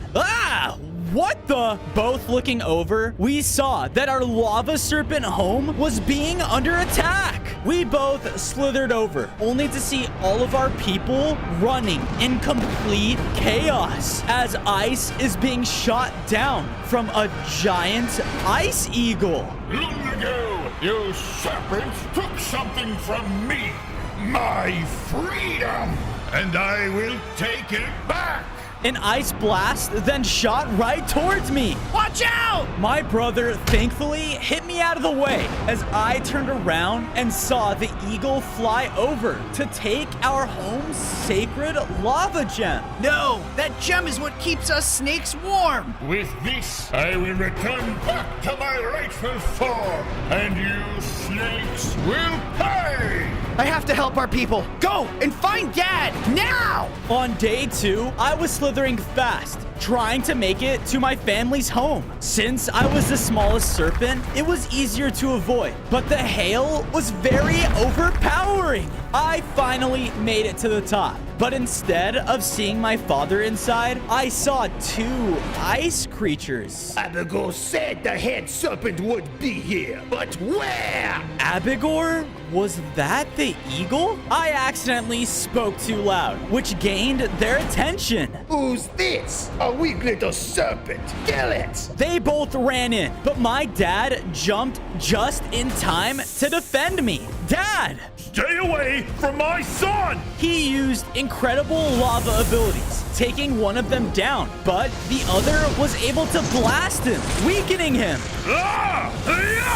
Bozo, your brother, where is he? He's down below, helping our other people. But Dad, what's going on? Who was that eagle? Follow me. Everything will be explained soon. On day 3, I followed my dad underground into our lava serpent's main common room. All of the other serpents, they were hurt, and some even buried in ice. This is horrible. I'm happy to see that you're safe. Brother, me too. Years ago, us serpents broke free from our deadliest predator, Abigor the Eagle. But he has returned and taken our sacred lava gem. With it, he will be able to wipe out all of us. But there may be a way we can fight back. My father then placed down an ancient-looking lava book, which shot out projections of different lava artifacts. Legend has it there are these powerful gems out there in dangerous terrains.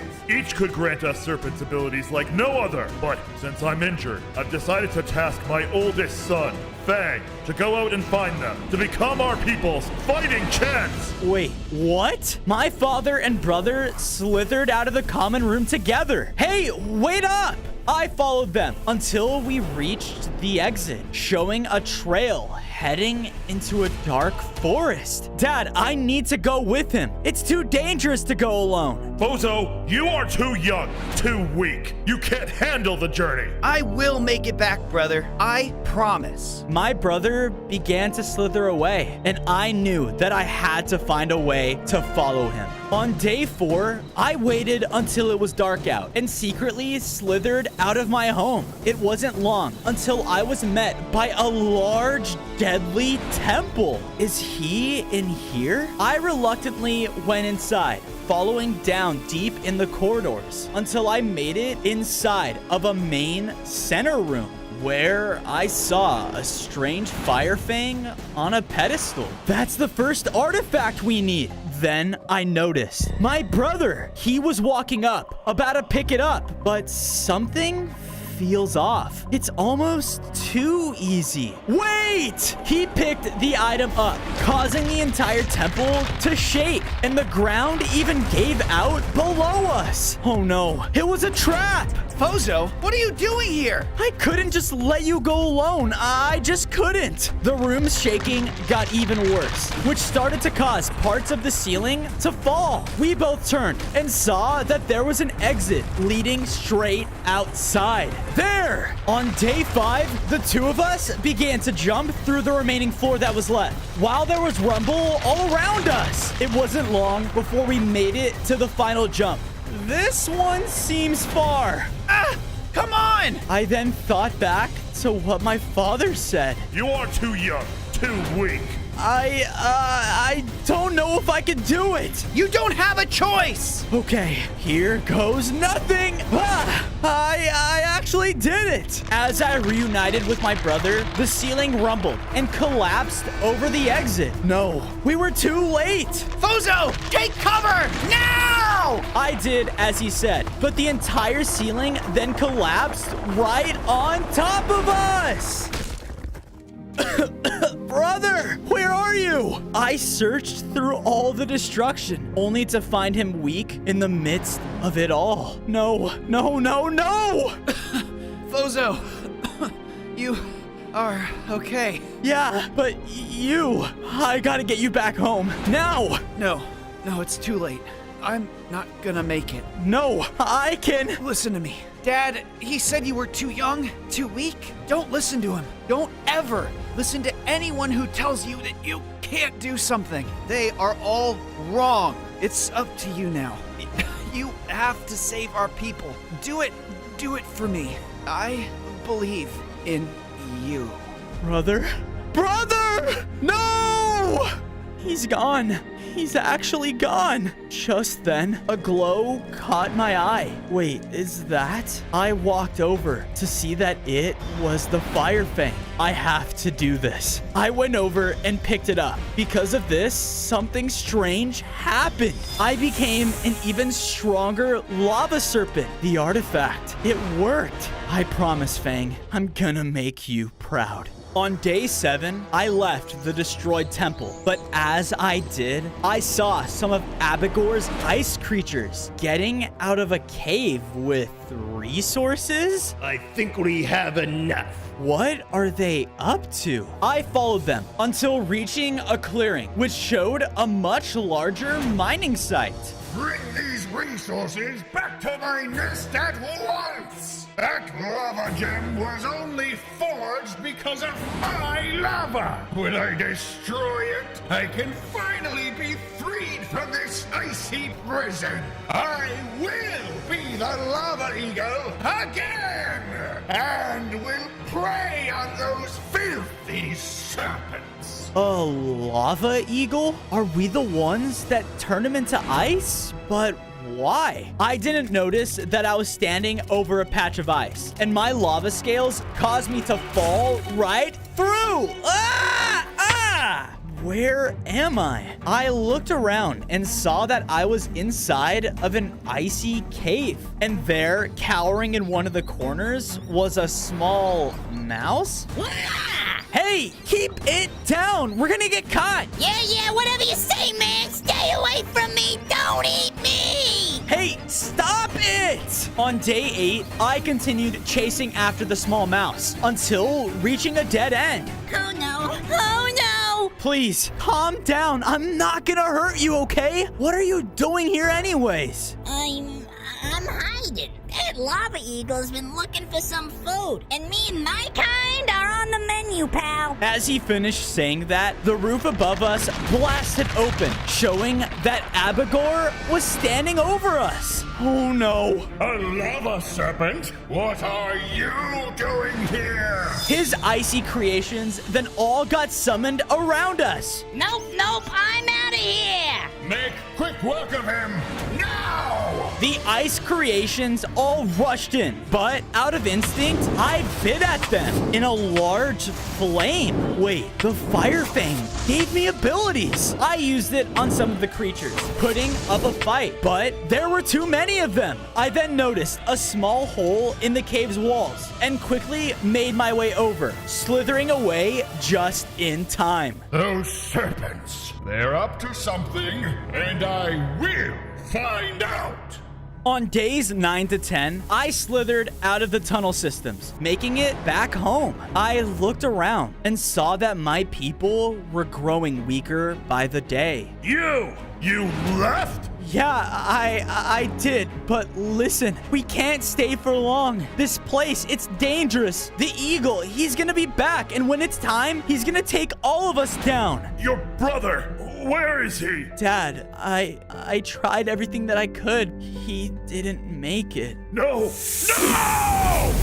This is your fault! Look, the temple that we were in, it was a trap, okay? And it crashed down over us and... No! If you didn't go and distract your brother, he may still be here! My father then slithered away into the common room, and I followed, looking over, seeing the book of artifacts that I still needed to get. Dad, I'm so sorry, but I made him a promise that I was gonna stop that eagle and help our people, and I plan to keep it. But first, we all need to leave. We're all sitting ducks just staying here. Get out! Leave! You are weak and are no son of mine. Dad, no, stop! I was left feeling sad and lost until... My head, man. What are you doing here? Look, I don't have anywhere else to go, okay? My people are all gone. But I did kind of hear your conversation there, pal. Is it true? You want to stop that evil eagle? Yeah? Why? Because if you don't eat me, and I mean that, then I know where one of the pieces you're looking for are. On days 11 to 12, Bruno led me far away to a large dump. There were people roaming around the place hard at work and keeping guard. So, you said one of the lava artifacts were in here? Oh yeah, the lava eyes. We just gotta make it into the restricted section. Come on, follow me. As we snuck through the junkyard, we were barely avoiding the workers, but we eventually made it through a gap in the piles of trash to find the restricted section. What the? No, I swore it was right here. Bruno and I then both slowly turned around to see a massive three-headed lava dog. I think I know who took it. Run!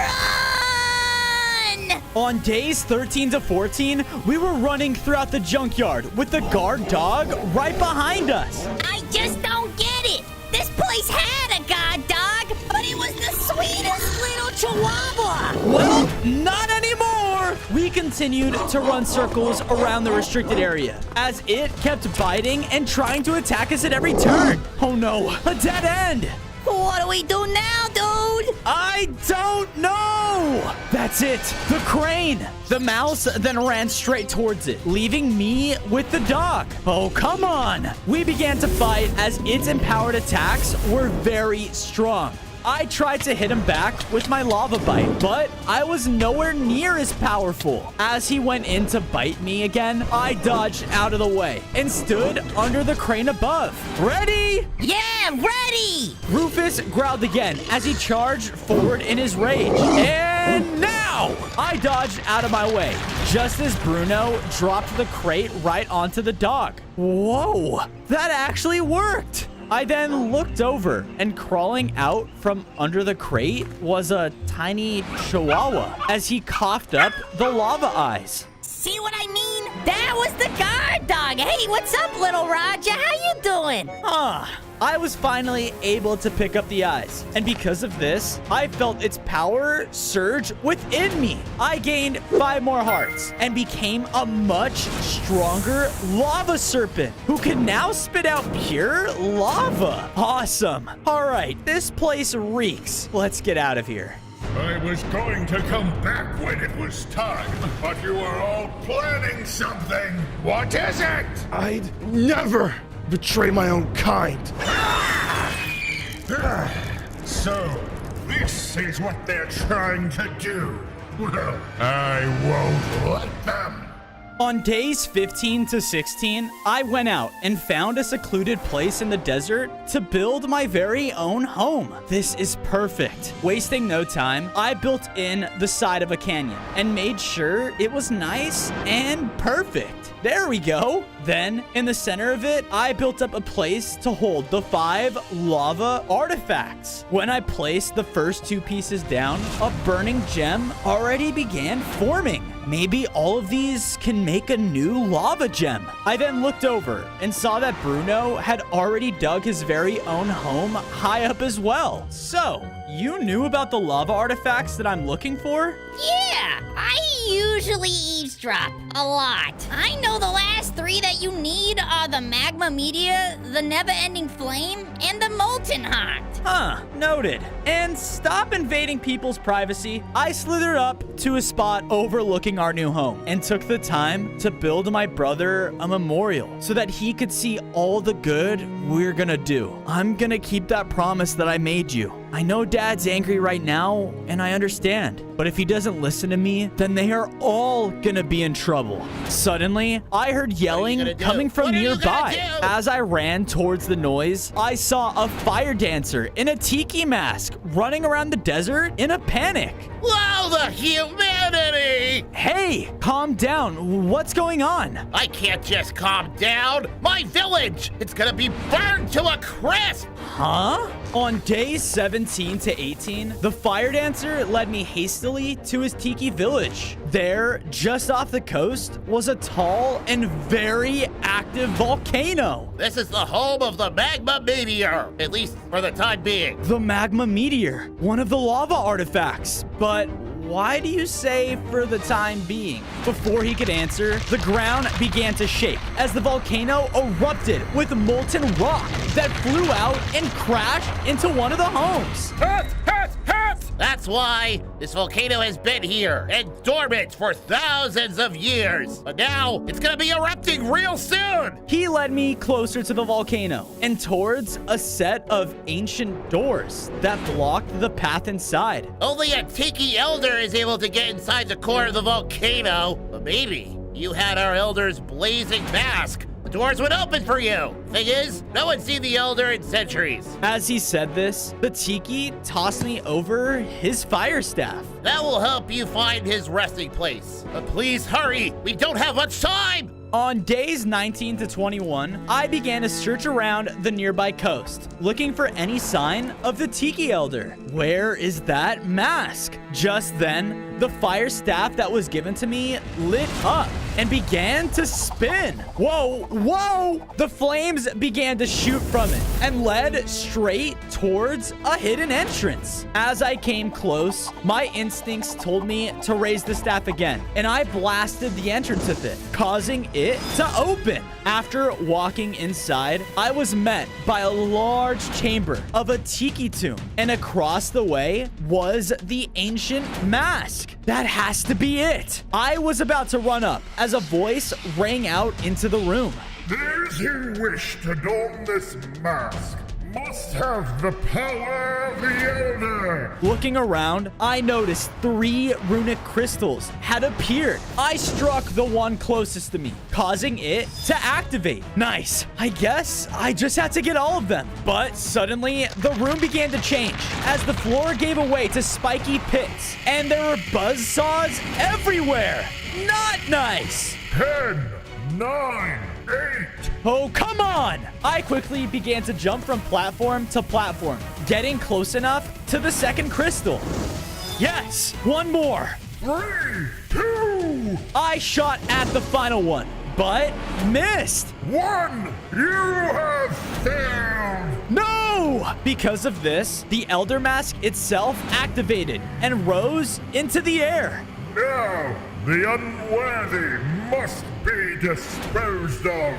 On days 22 to 26, the mask flew in to attack. It had immense firepower and would cause the whole tomb to shake. I did my best trying to keep distance, but the mask just kept hitting me. Ah! You are not capable. You will never be worthy of the mask. Because of those words, I thought back to my brother. Don't ever listen to anyone who tells you that you can't do something. I am worthy! With newfound strength, I began to fight back against the mask with everything that I had. I hit him with my lava bite, which knocked him back. So I hit him again and again until he was backed up against the wall. With one final spit, I took down a nearby pillar that struck the mask, causing it to fall to the ground. You are worthy. I did it. I picked up the mask and ran outside of the tomb, only to see that it had started snowing? Oh no. When I made it back to the Tiki Village, I was greeted by a horrible sight. The volcano still wasn't letting up, but the village was almost completely covered in ice and snow. And there, flying above it all, was Abigor. On days 27 to 29, Abigor continued to fly around the Tiki Village, blasting everything with ice. I know the serpent is here. Where is he? The volcano then started to rumble even louder as more molten rock flew into the sky. Oh no, I have to stop it. But Abigor, there's no time. I slithered as fast as I could towards the ancient doors, but he saw me. There you are. With a blinding speed, Abigor flew across the village and hit me so hard that I slammed into one of the nearby buildings. Ah! The volcano was now completely erupting everywhere. So, you really are that serpent I saw all those days ago. And you're trying to do what exactly? Be strong enough to save your people? It's pointless. No! In my rage, I blasted my lava spit at Abigor, but his ice attack pushed through it, and he struck me. Ah! All you lava serpents will pay for what you did. Pay? What do you mean? What did we ever do to you? You took everything from me. My lava feathers, my nest, all of it! Ah! He tried to attack me again, but I used the remaining of my strength to dodge out of the way. I used to be the lava eagle, once in complete control. All the animals were my prey, and you snakes were the best dinner I could ask for. Until one of your kind found a way to channel their power into a curse. This curse! My lava power was taken away and put into a gem. My nest crumbled. But soon, I'll have all that control back. He was about to attack me with one final hit when... Fire! Gouts of flame struck Abigor as a horde of fire dancers ambushed him. He began to fly up in a panic, finally giving me an opening towards the ancient doors. I gotta stop this volcano now!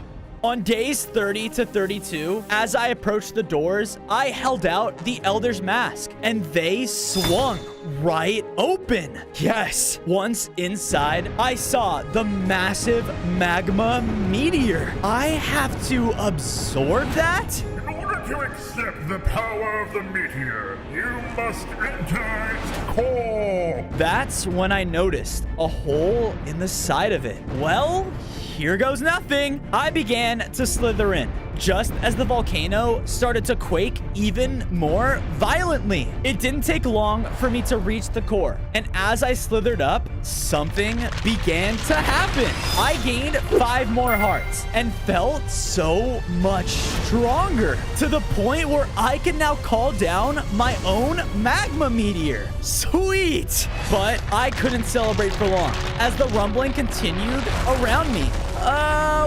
What's going on? You'll see. I was then erupted, shooting me far up into the sky. On days 33 to 35, I was blasted so far away that I landed in a muddy swamp. Thankfully, the water broke my fall, but then, ow, ow, ow! I forgot. Lava serpent, Abagor. He's caught on to our plan, but how far along is he with his? My thoughts were then interrupted by the sudden sounds of crying. Where's that coming from? I searched around until I saw a small campfire in the middle of a batch of secluded swamp trees. And there were a bunch of my lava serpent people, but they all looked so weak. Hey, everyone! Bozo? Wow, you look different. What happened to you all? Why aren't you at home? Here, let me show you why. We slithered through the swamp until we reached a spot that overlooked my people's home, but it was completely frozen over and destroyed. Abagor came back just like you said, and he found the ancient book. He knows our plan. Yeah, I know. Oh, wait, where's my dad? Whoever survived and wasn't in hiding, they took as prisoners. We think he took them back to his nest. I have to find him, but first, follow me. You guys need to be safe. On days 36 to 39, I led all the lava serpents hiding in the swamp back to my base. To make them feel at home, I built up their burrows just like how they were before. I even added plenty of fires all around so that they can grow strong again. Thank you, Fozo, so much. Of course. This place was made for all the lava serpents. I then went and placed the chunk of the magma meteor on its center platform, causing flames to spark in the air. And the lava gem, it's even stronger. Hey, buddy! Oh, hey, you're all right. Well, thanks to you, that bird finally left after he saw you were gone. And the volcano stopped rumbling, too. Thank goodness. Oh, and here, I believe these belong to you. Now, I need to find Abagor's nest. He has my dad. Do you think you know where that could be? Thanks. I have no clue. He was flying off to some sort of crazy tall mountains, though. Just then, Bruno scurried up next to us. Hey, you talking about the snowy peaks? I know that place like the back of my paw. Come on. Bruno wasted no time scurrying out of the base. Hey, wait up! We journeyed all the way to the edge of an icy mountain where I could barely see, but far off at the peak was a large eagle's nest. On days 40 to 44, Bruno led me up the icy mountain until we reached the base of Abagor's nest. Here, this is our ticket inside. As we made it through the small crack, we had to hide behind cover as the place was filled with Abagor's ice creations. They're building something. It looks like 4 pillars that surround the stolen lava gem. So that's his plan. When those pillars are finished, Abagor's gonna use the gem to turn himself back into the lava eagle. Yikes. Then we better stop him before he gets to that point. Come on. Just before Bruno and I ran in, I heard a horrifying yell. Ah! Stop! Dad! I slithered down without hesitation, knowing I needed to find him. Fozo, don't go! Down below was an icy prison area where more of my fellow lava serpents were being held in cold cages. And higher up than the rest of them was my father. Hey, stop that! The creature turned his attention to me and charged straight towards me. Bring it! I unleashed my new magma meteor attack that crushed the creature in one blow, leaving just a pile of snow left behind in its place. Fozo, you're here? Yeah, I am. On days 45 to 47, I broke all the other serpents out of their cages with my lava abilities. Our chosen warrior! You shouldn't be here, so leave now! No, Dad, I'm not leaving without you. Just, hang on. I began jumping between cages and platforms to get up to my dad's level, where I broke him free with another attack. This doesn't change anything. Of course it doesn't. Why would it? I'm just your youngest, your weakest son, right? How dare you? How dare you? All of my life, I've come second behind my brother, but it was never his fault. It was yours. Look, I'm sorry that he's gone. I miss him too, okay? Every day. And you know, I blame myself for what happened, but I'm doing everything I can to make him proud because that's what he wanted. Bozo, My dad was cut off by a noise coming from behind as I turned around to see that the snow creature rose back to life. It unleashed a powerful attack, causing me and my father to fall back down to the others. Ah! Wait, Dad, what are you? Get the others out of here, now! Ah! With that, my dad and the large creation clashed in the center of the room. The impact was so powerful that it broke the ice floor below them. Ah! Dad, no! On days 48 to 52, more ice creations started to take notice. So the other serpents and I ran to find a way out. We found a room safely hidden from the patrolling creatures, but I knew that we couldn't stay here long. Look, leave. I'm going back to find my dad. As I went for the doorway, one of the lava serpents blocked me. Hey! What are you doing? I then looked out of the room and watched as Abigor landed inside the nest. Who invaded my nest? Listen to me. Abigor's plans are basically complete, and right now, you're still not strong enough to take him on. It's a death wish to stay here, Fozo! Yeah, I know. We have to go. Come on. I'll get you all out of here now. When we safely made it outside of the nest and back to the foot of the mountain, I noticed Bruno waiting for us. Hey, Fuzo, hurry! You gotta see this, pal! What? We escaped from the tundra and made it to the outskirts of a kingdom where a ton of knights were fighting a dragon. It was rampaging around, destroying everything. Why did you bring me here, Bruno? Because this place, it's known as the Towers of Never-Ending Flame. Ring any bells? The never-ending flame. The next artifact. They have it, and they need my help. On days 53 to 56, Bruno and I started to run into the kingdom as knights were running around frantically. It burns! When we finally made it to the base of the tower, it was only us and the dragon left. Nice dragon?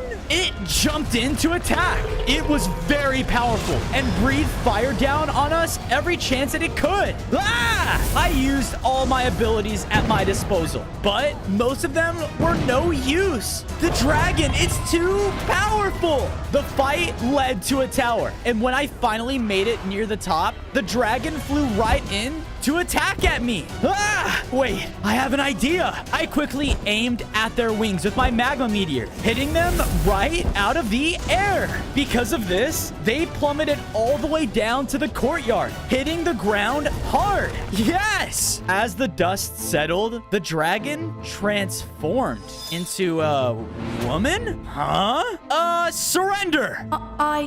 You saved me. Please, listen to me. I am the queen of this kingdom. You're the what? Yeah, told you that you'd want to see this. It's crazy, man. I am the queen of the Towers of Never-Ending Flame. But recently, a horrifying entity turned me into the very thing that could destroy what I've sworn to protect. All right, I'm willing to help you with your little situation here, but only if you allow me to have the never-ending flame. I understand, but you should know, this curse is not one so easily broken. It's been deemed impossible to break without destroying the thing that did this to me. Then point me in the direction of who did.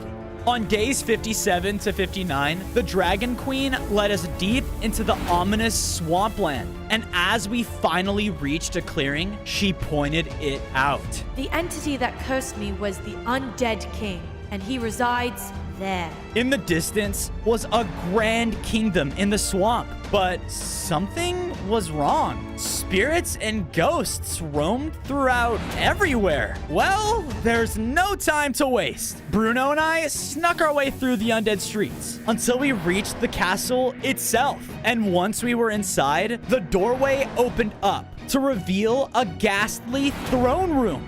Floating there above his crypt was the Undead King. Hey, you put a curse on the never-ending Flame Kingdom, and you need to take it off now.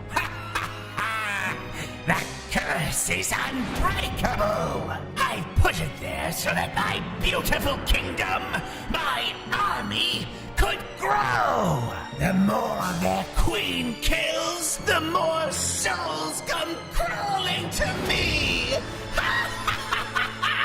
Okay, Dark, but we aren't going anywhere until you break it. Very well. Then you must be executed!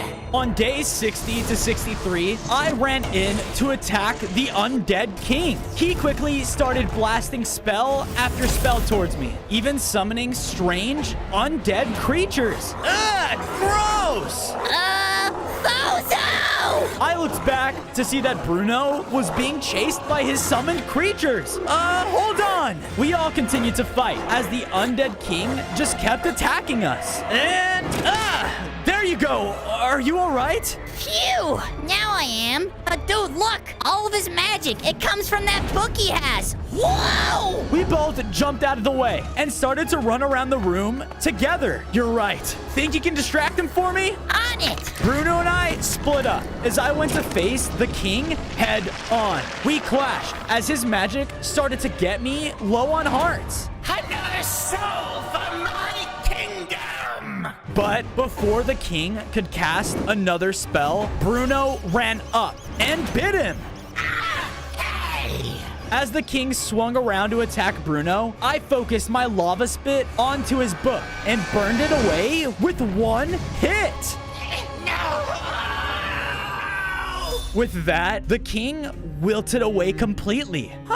Seems like the book held all of his power. Hurry, we gotta get back to the queen. As we made it back to the tower, there to greet us was the dragon, as she quickly transformed back into her human form. You did it! The curse has been lifted! Thank you so much. And now, your reward as promised. The queen led us into a royal chamber where the never-ending flame burned. I touched the flame, causing its power to channel into me. I gained 5 more hearts, and now I could breathe flames just like a dragon. Awesome! On days 64 to 68, we safely made it back to base to see that all of my fellow lava serpents made it back too. From there, we all worked together to build up more burrowed homes for everyone. Thank goodness for the hotter climate. We're all feeling so much stronger already, and the lava gem too. I'm happy to hear that. I ran over and placed the never-ending flame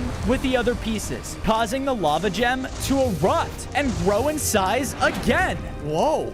How powerful can this thing get? I then made my way up to my brother's monument. Look around. It's just like what you would have wanted. Almost everyone is safe. And now I just need to save Dad. As I said this, the sky above started to turn a dark red, and a familiar echoed out.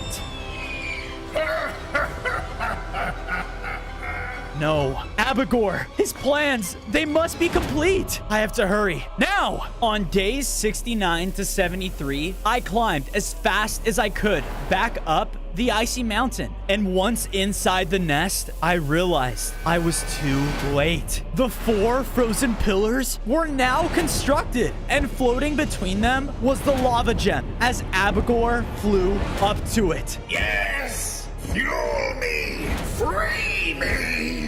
No! No! But with that, the old lava gem was destroyed, and its power completely thawed Abigor's ice form, and he was now the lava eagle again. With one single attack, he transformed the whole mountaintop into his lava domain. Now that I'm free, those lava serpents and any creature that tries to get in my way will be devoured. He flew off in a flash, raining down fire and lava with such mastery and power. I need to find my dad. Now! I began to search through the lava nest, in every hallway, every room, everywhere. Come on, come on! Finally, that's when I saw him, but he still looked so weak. Dad! Fozo, son, you really came back for me? Of course I did. We're family. Now come on. I'm gonna get you out of here. On days 74 to 77, my dad and I escaped Abagor's nest and got a safe distance away on a hillside. Abagor had already scorched most of the valley. He's already too strong. It's only a matter of time before he finds us all. I tried so hard to imprison him in that icy curse, but it still wasn't enough. Wait, you were the serpent that imprisoned him? Yes, my son, I was, which is why I expected so much of Fang. As the leader of our people, I did everything I could for the lava serpents and expected my heir, your older brother, to do the same. But because of that, I neglected you. Fozo, I'm so sorry for everything, for making you feel small and weak, to blaming you for his death.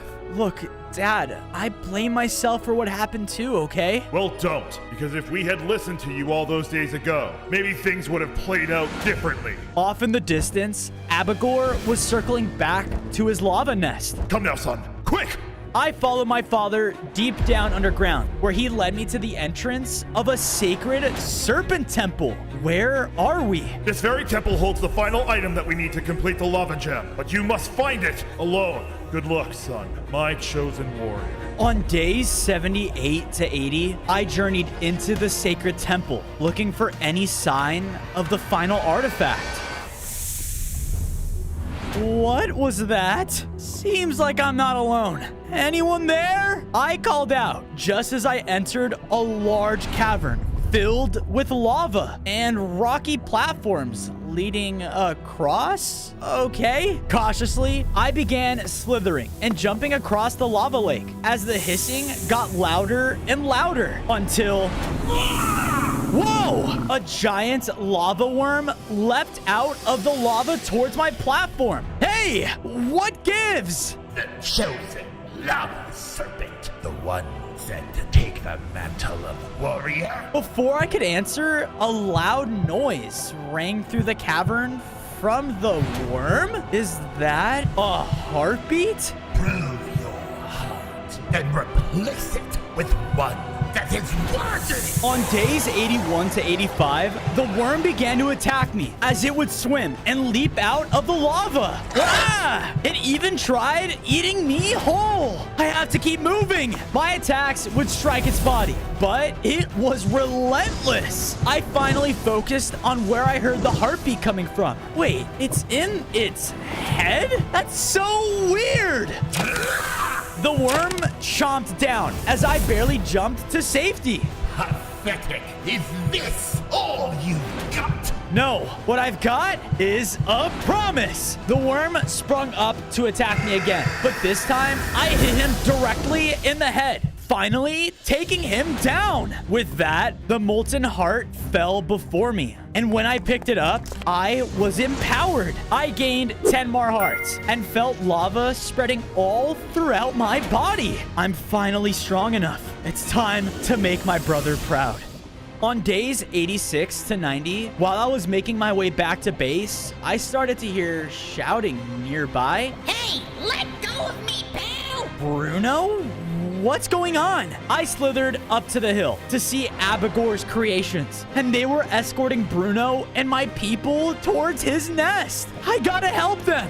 But before I could act, Abagor flew down above the group. Good work, my creation. Now bring them to my nest, where I will feast. No, they have everyone. But what about the lava gem? I need it if I want to stand a chance against him. On days 91 to 94, I made it back to my base, only to see that it was completely abandoned, except for my dad and the lava gem. Dad, what happened? I had just arrived when I saw your rat friend leading the serpents out of the base. He said the only chance of stopping Abagor lied with you and the lava gem. If they gave themselves up, then the creations would have no reason to come here and never get a chance to destroy the lava gem. We have to make things right. We have to try. But we still have time. Place down the molten heart and let the gem empower you. I did as he said, and as I placed it down, the lava gem erupted in a flash of light.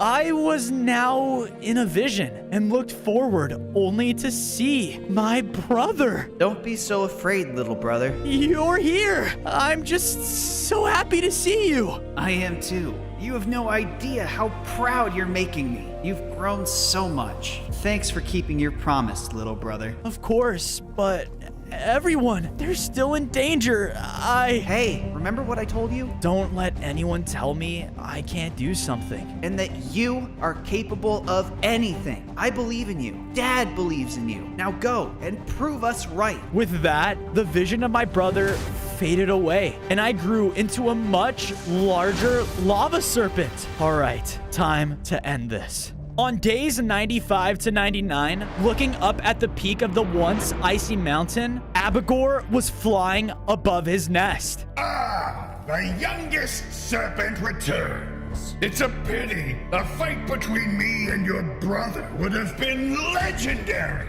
But instead, I'll have to settle for a little snack. Enough, Abagor! My brother is always with me, and I'm gonna stop you. Stop me?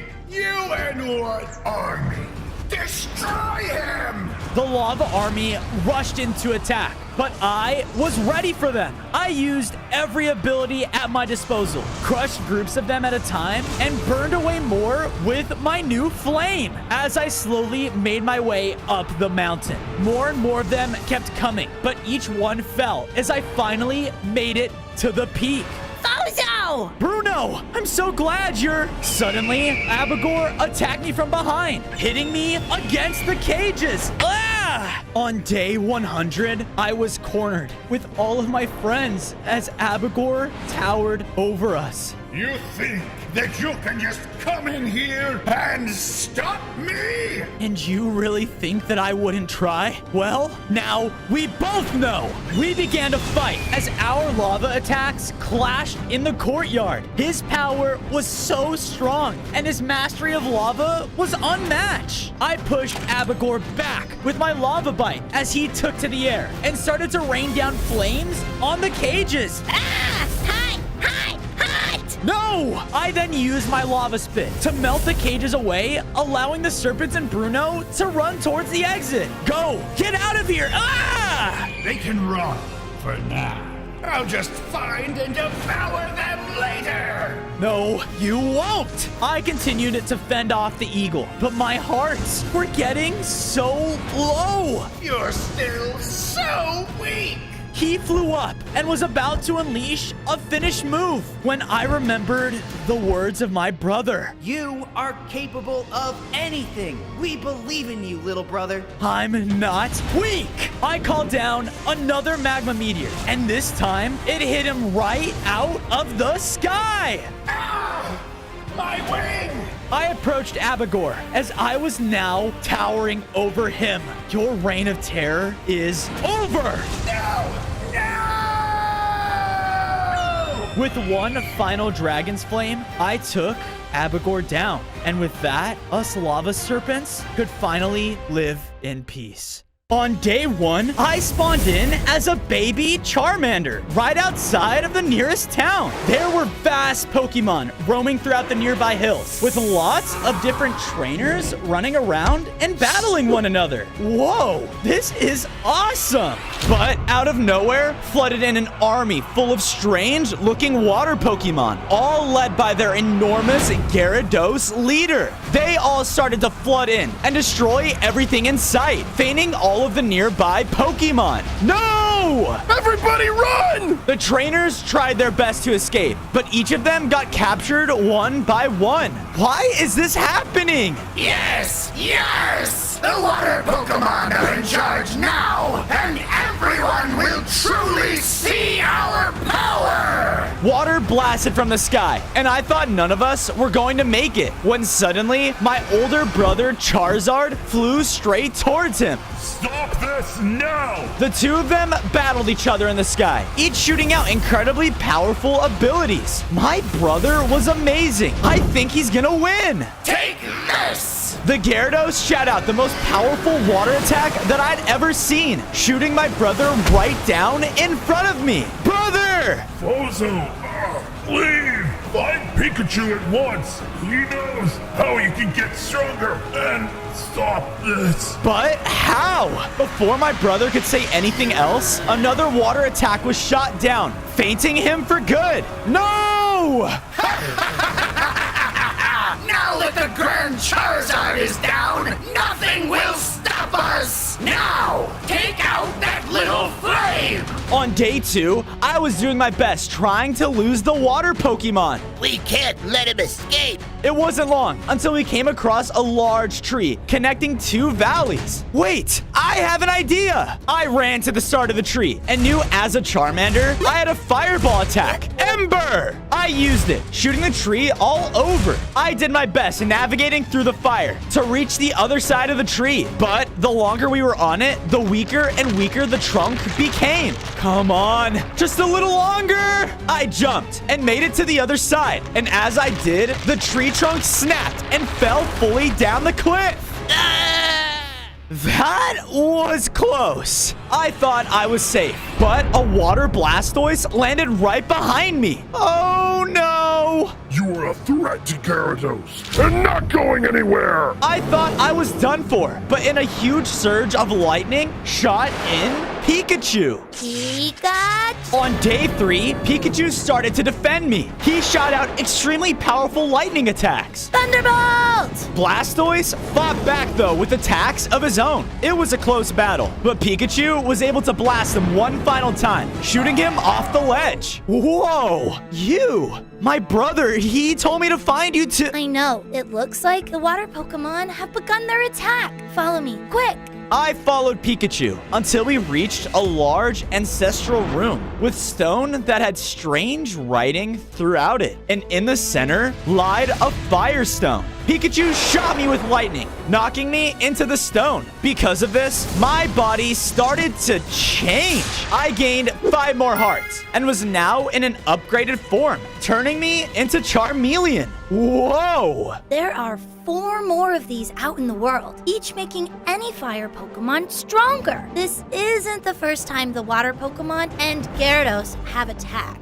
Why? Why is he doing this? Apparently, he has a very dark past, one that would turn any Pokemon into where he is at today. But it has been told that a fire Pokemon would emerge, and his flame would burn hotter than the sun itself, enough to evaporate even the fiercest waves. A fire Pokemon? But our #1 weakness is water. Which is why Gyarados will be your toughest battle. Well, they fainted my brother and kidnapped those trainers. I will do whatever it takes to put an end to them. Just then, the cave started to shake and water started to leak throughout the walls. Oh no, we gotta get out of here. On day 4, Pikachu and I ran through the cave while water started to fill up around us. It wasn't long until we reached a large pool of water, preventing us to get to the exit. I am definitely not touching that. We're trapped. Just then, I had a surge of power within me, causing me to unleash my new Dragon's Breath attack. Whoa, I have an idea.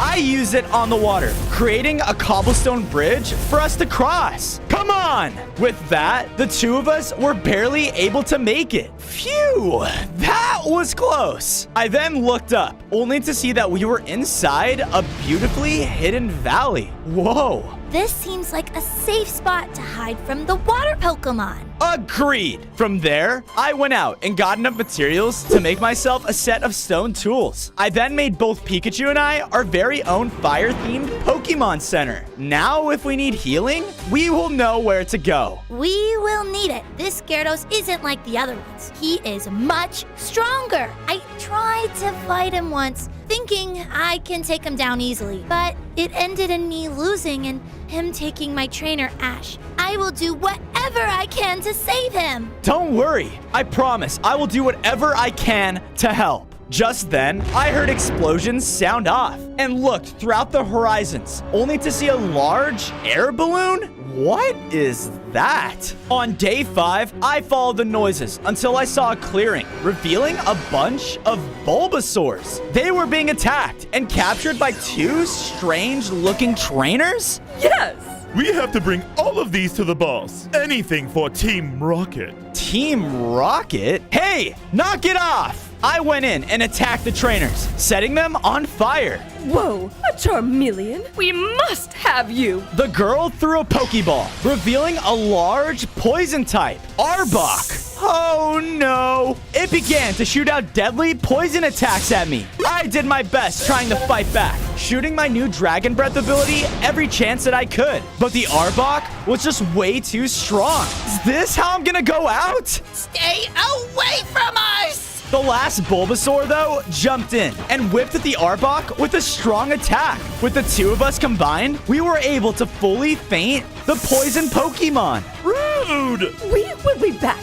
You'll regret this. Thanks for standing up for me. Those water Pokemon came by and flooded my home. Then that evil Team Rocket attacked us shortly after. Of course. I'm doing what I can to stop Gyarados for all trainers and Pokemon. But I have to get stronger first. Stronger? Well, I may know of a place that'll help you. The Pokemon Stadium. On day 6, Bulbasaur led me into a beachy area, heading straight towards a Pokemon Stadium? Yeah, it's kind of a big deal. It wasn't long until we were cut off by a large, taken-over tropical town. There was a huge castle towering over everything, with Gyarados himself flying around it. Yes! Work! You stupid trainers have used us Pokemon to do your bidding for too long! Now it's my turn! We had to carefully sneak across the town in order to reach the stadium. We can't get caught. While we were sneaking, I noticed multiple trainers that were forced to help build up the Gyarados' empire. This is awful. As I was distracted, a water guard spotted me. Intruder! Oh no, run! We started to run while the Pokemon chased right after us until we both ran over loose ground, causing us to fall deep below the surface. Ah! Was that a Charmeleon? Yes, it was. It must be fainted immediately! I cannot let that fire Pokemon prophecy come true! Start searching for him! On day 7, Bulbasaur and I landed deep inside a mysterious red tunnel system. Ah, my head. We both looked forward and saw blue lights coming from the distance. Wait, this is it. I followed him, only to reveal a large main stadium room. Whoa! High up above the main stadium rested the Firestone. That's what I need. Ah, I'm guessing you're another runaway. I've been getting a ton. A lot of homes are being destroyed by those water types. No, I'm here to get that Firestone, though. Sorry, pal. Only the one who enters and wins this tournament will be given that stone. But there may be a way you can enter yourself. How? The Monferno jumped down. I love putting on a show, but I can't do that without a microphone. Some guy came by and stole mine. If you go and get it back, I'll enter you in the tournament.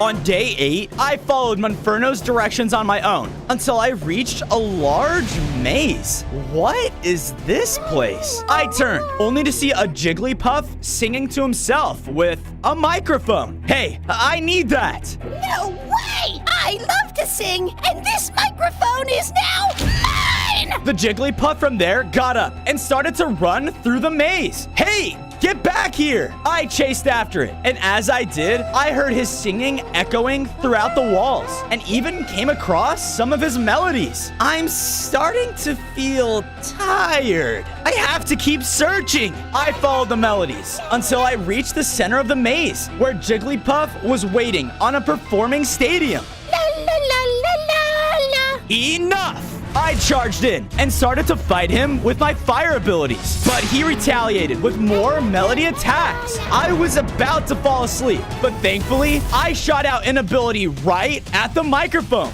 This caused him to drop it. Ha ha! This is mine. Whatever, take it! See if I care! On days 9 to 10, I brought the microphone straight back to Monferno. Oh yeah! This is what I'm talking about!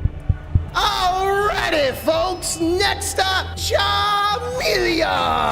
versus our toughest opponent yet. Wait, what? I made my way to the center of the arena, and revealed in front of me was a way stronger fire Pokemon, Arcanine. The winner of this will receive the Fire Stone. Begin! Arcanine rushed towards me and began to shoot out fire. Ah! I fought back, but I could tell that we were evenly matched. Hey, I don't want to faint you. Well, I want that Fire Stone. This is a tough battle, folks. The winner can be anyone at this point. Come on! I have to win! Just then, an explosion sounded on the top of the arena, revealing the water Pokemon and Gyarados. Oh no! A water shot was blasted down, fully fainting Arcanine. Where is the Charmeleon? On days 11 to 12, Gyarados and his army of water Pokemon began to flood in throughout the entire stadium. They would attack anyone with their powerful water attacks. Oh no! I have to get the Fire Stone! I ran over in a chaos and was able to grab it. This caused me to grow, and my tail flame to burn even brighter. I gained 5 more hearts and learned a new move, Fire Fang. Ah! Stay away! I looked over and saw that a Krabby had cornered my friends. They need my help. I ran over and used my new attack on the Krabby. Ah! He fainted with just 1 hit. Whoa! I am getting stronger. Not for long. There, in the center of the stadium, was Gyarados. Stop this, Gyarados! Let all of the Pokemon and trainers go! No! Not until my plans are complete! All of you and these stupid trainers have looked down on me and my previous form like I was some kind of joke! Even my own trainer abandoned me! But now, I will be in control of them all! I will be the strongest Pokemon by getting rid of the rest! Monferno rushed in to attack and hit him with Fire Punch. Get out of here, you two! Now! Bulbasaur and I did as he said and ran out of the arena just in time to see Monferno faint to Gyarados' Hydro Pump. No! On days 13 to 14, we barely made it back to base after escaping from the horde of water Pokemon. There you are. I was worried sick. Get situated, and when you're ready, I found out some useful information. Sounds good. I used my tools to gather enough materials to build Bulbasaur his very own grass-type home. Wow, you made it look so easy. Thanks so much. Of course. We gotta stick together. I then ran over to Pikachu and I's home. So, you know the professor, right, Fozo? The what? Professor Oak. He is a world-renowned Pokemon professor, and he may know more about these Firestone locations. Great. We have to find him then. That's just the thing. I went out looking for him myself, and, well, why don't I show you myself? On days 15 to 16, I followed Pikachu to Professor Oak's laboratory, only to see that it was almost completely destroyed, with water all throughout its floors. What happened here? By the looks of it, the water types have found him first. Oh, this can't be good.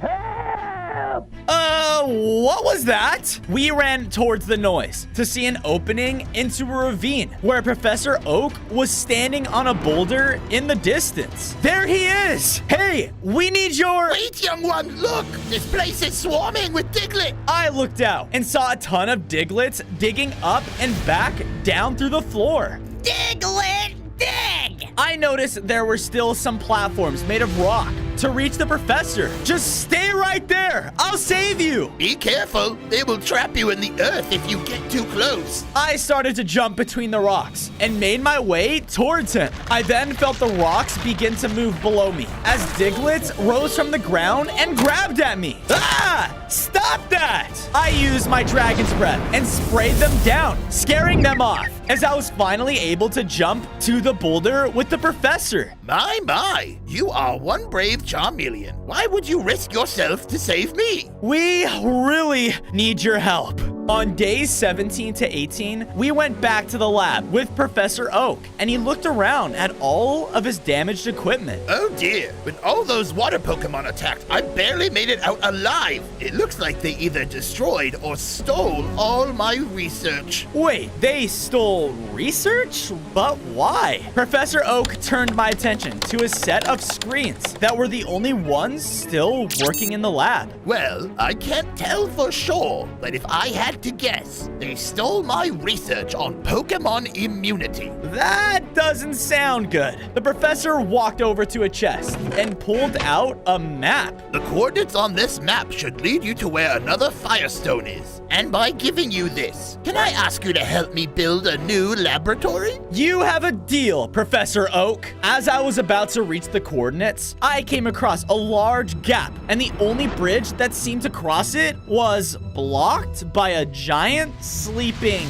Pokemon? Great! How am I supposed to get across this? That guy ain't waking up anytime soon, pal. I looked over to see a colorful flower creature on the side of the bridge. This Pokemon right here is a Snorlax, and he won't wake up for anything except the sound of a Pokeflute. I could have told you that. Oh yeah? But do you know where it is, Smarty Pants? Didn't think so. All right, well, can you take me there then? The plan agreed, and we split up while the others headed back to base. Oh, poor little Charmeleon. Can't get what you want so easily. Now you know how it feels, and soon enough, when you least expect it, we'll snatch you right up. On days 19 to 21, I followed the plant through the forest trees until I saw a ledge high up on a hillside, and there was the Pokeflute. There it is! I ran through the clearing to get it, but there was this huge flower, and it began to attack me. Ah!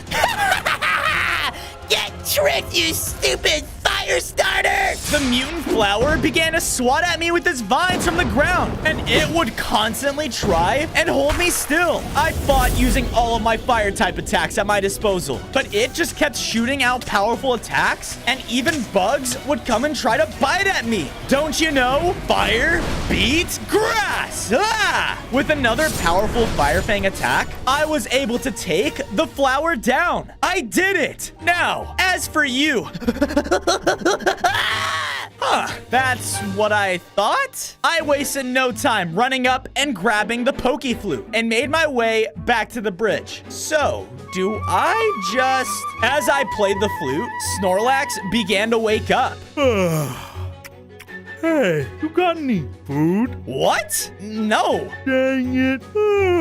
Bye, friend. Bye, buddy. The Snorlax wandered off in search of food, but with him out of the way, I saw that far beyond and across the bridge was the next Firestone. Perfect! On days 22 to 26, I ran towards the stone and was just about to pick it up when suddenly... Prepare for trouble. Make it double. Team Rocket, what are you two doing here? We came for the sweet taste of revenge. Go, Weezing! Oh no! We began to fight, but Weezing's attacks were no joke. He would use poison-type attacks to knock down my hearts. Yeah! I fired back with Ember and my other attacks, and they were starting to hurt him badly when... Not so fast. Jesse shot at me with some sort of web-like net. Hey, not fair! Wheezing shot out a large ball of pure poison that hit me head on. This caused me to be extremely low on hearts. What do I do? But before I even had a chance to think, a Pokeball started to fly right towards me. No! That Charmeleon really thinks he can get away and stop me? Hey, you! Get back to work! I may be the strongest Gyarados now, but it's not enough! Once this machine is complete, I will be unstoppable! On days 27 to 29, I woke up inside of a strange metallic sphere. No, I'm in a Pokeball. I gotta get out of here. I launched attack after attack at the walls, but nothing was working. Just then, I noticed a very large button. Ha! I blasted it with Dragon's Breath. But still, nothing. Come on, there has to be something. Wait, are those turned off batteries? I bet these power up the Pokeball. I focused my Dragon's Breath attack at one of them and unleashed as much as I could, but I missed. Come on, you got this. I blasted the battery again, and this time my attack hit and filled them with power. Yes! After a couple more blasts, I was able to turn on all of the batteries. Because of this, the entire ball began to rumble. Here we go! On days 30 to 32, I escaped from the Pokeball and was now in an unfamiliar dark room. Am I in Team Rocket's base? Yeah, that's right. I looked over, and standing inside was a cat Pokemon. Who are you? I'm Meowth, the most valued member of Team Rocket, and I'm supposed to be watching you. But how did you get out? Well, actually, what I did was... zip it. Don't try and charm me. I'll never tell you where we stashed the Firestone. Wait, they brought the Firestone here. That's good to know. I should have kept my mouth shut. The boss is gonna kill me. Sound the alarms! Alarms and lights then started to blast throughout the entire building. I gotta go and find that Firestone now. I ran as fast as I could through the halls, going through room after room in Team Rocket's base, until finally I found it hidden high up in a tower. The Firestone! I ran up and grabbed it, and this caused me to grow even stronger. I gained 5 more hearts and fully evolved into Charizard. I even learned a new move, Air Slash. Awesome! Now, to get out of here. On days 33 to 35, I was about to escape from the Team Rocket base when I was cut off by a slender cat Pokemon. Get out of the way! They will do no such thing. I turned around towards the voice and saw a figure approaching me. It was Giovanni, the Team Rocket boss. Why are you trying to capture me? My goals are simple.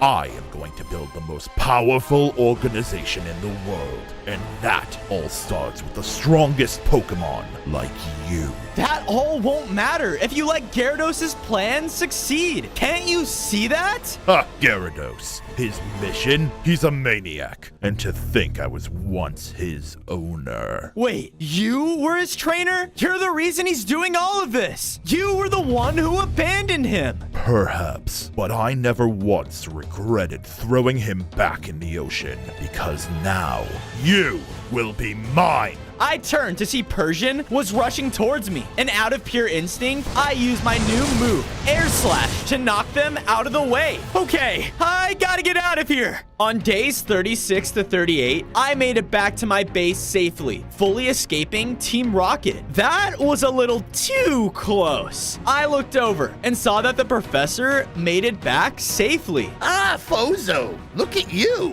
You've really evolved. And now, to build your new lab, I went out and gathered enough materials to build up the professor his very own Pokemon lab in our base. Ah, perfect. With this up and running, I can continue my research and help you get strong enough to take down Gyarados. Sounds like a plan, Professor. Hey, Bozo! I looked over, and coming towards me was Bulbasaur, but he looked extremely weak. Oh my goodness! Hurry! Come with me! I led Bulbasaur to the Poke Center and used the machines within it to make him a potion. Whoa, thanks. I was trying to tell you, I found a trainer who has another Firestone. No way! Were they the ones that hurt you? Well, I tried to fight him for it, but his Pokemon was way too strong for me. I'm sorry. I just wanted to help. It's okay. Now, tell me exactly where that trainer is. On days 39 to 40, I was on my way to find the fire-type trainer and noticed the area getting hotter. I must be getting close. Just then, I spotted a giant facility ahead of me that had been taken over by a group of water-type Pokemon. Flying up above them in the air was Gyarados. I said get my machine up and running now! Wait, he must be talking about Professor Oak's machine. I crept closer as quietly as I could, being careful not to get caught. As I did, I overheard some of Gyarados' army talking. Just one more piece for the machine, huh? Yep, then Gyarados will finally become immune to all types of Pokemon. So, that's his plan. I need to stop him. Where is the Squirtle Squad? Right here, sir. What can we do for you? I have a job for you five. While I'm waiting for this machine to finalize, I need you to make sure that stupid Charizard isn't still out there trying to ruin my plan. Bring him to me alive. Aye, aye. The Squirtle Squad started to leave, and I knew I had to get out of there fast. On days 41 to 44, I ran far away from the water Pokemon until I reached the entrance of a cave where lava was pouring in from everywhere. As I stepped closer, I saw the whole floor of the cave was covered in lava. Great! Now what? I then felt a sensation in my newly developed wings. Let's give this a shot. I began to fly high over the pools of lava. Woohoo! This is awesome! I had to be careful not to hit any of the streams of lava pouring through the cave. I could still get burned. I flew through and under the lava falls, following different paths of the cave until I made it to the other side. There, ahead of me, was a tall battle tower that had to have been hundreds of blocks tall. Oh my! I made my way inside and slowly all the way up to the top until finally I reached the final room where I saw an old man in a lab coat. Hey, I'm looking for this really strong fire type trainer. The man then slowly turned around to face me. Well, I don't know anyone else around here besides me, Blaine, the red hot fire type gym leader. You're the one who hurt my friend. Indeed. Now, why has a Charizard come to my gym anyways? On days 45 to 47, I quickly explained to Blaine how I needed his Firestone. I needed to... Yeah. I know your little quest and the prophecy. The fire Pokemon whose flame can burn even the fiercest of waves. Yeah, and that's gonna be me. Very well. If you want it, follow me. I followed him deeply inside of his gym and into his battlefield. The only way I'll give you this stone is if you defeat me in combat. Go Magmar! Blaine threw out a Pokeball, and out came the largest Magmar I had ever seen. Whoa! Have it your way. We began to fight. He would launch powerful Fire Blast attacks that burned right through me. Yeah! Ha! You think you're gonna be the savior of all the trainers and Pokemon of this world? What a joke! Magmar, finish this! As Magmar was charging up a final attack, I felt rage boiling within me. I will save everyone! Ah! I used my Air Slash attack, harder than I ever thought I could, and it struck Magmar head on. What? I did it! On days 48 to 51, Blaine led me into another room inside of his gym. So, the Firestone is in here? Yes. Not like it's useful anymore anyway. Useless? What do you mean? Take a look for yourself. Blaine pointed over to a pedestal, and sitting on it was the broken shards of a firestone. No! I ran over and picked them all up, but they were completely shattered. But I need to put this back together. How do I do that? I did some research of my own, and let me tell ya, ain't nothing but the hottest of flames can forge that thing back together. I need to find out more. Maybe Professor Oak will know. On days 52 to 53, I arrived back at my base with the broken shards of the Firestone. Professor, I need your help. What is it? Let me see. Here, take a look. The trainer said something about the hottest of flames being able to forge it back. Do you know anything about that? Hottest of flames? Forge. Here, let me look. The professor ran to the back of his laboratory and was looking through countless amounts of paper and books until... Aha! Here, the hottest of flames. This book says that you would need a specific item called the fire core, but it seems like an extremely rare find. We have to do whatever it takes to repair it. I left the base, following the directions of Professor Oak, when suddenly... What is this? This is another successful capture by the Squirtle Squad. I looked up and saw coming around the corner was the 5 Squirtles I saw in Gyarados' outpost. Let me out of here! Sorry, Charizard. Boss's orders. All 5 of the Squirtles attacked me with water pulse at the same time. Ah! Their attacks were so strong that I felt myself grow weaker and weaker until I passed out. On days 54 to 56, I woke up inside of a much larger water prison. Ah, my head. A whole lot more than your head is going to be hurting when the boss gets here. And here he comes. I looked across the room, and approaching my cell was none other than Gyarados. So, you really did capture the Charizard? Good work. Yes, sir, we did. Now, about the payment we agreed on. Payment? I will repay your work by not wasting my time on you. The 5 Squirtles came together and stood against him. Hey, this isn't fair. I don't care! Gyarados released his Hyper Beam attack directly onto the Squirtle Squad. Wait! When the dust settled, there was only one of them left. Now, leave before I waste more of my moves on you. The last Squirtle ran out of the room. You are a monster! Look, I know about your trainer, Giovanni. I know that he abandoned you, and I'm sorry, but it doesn't give you the right to treat others this way. Shut up!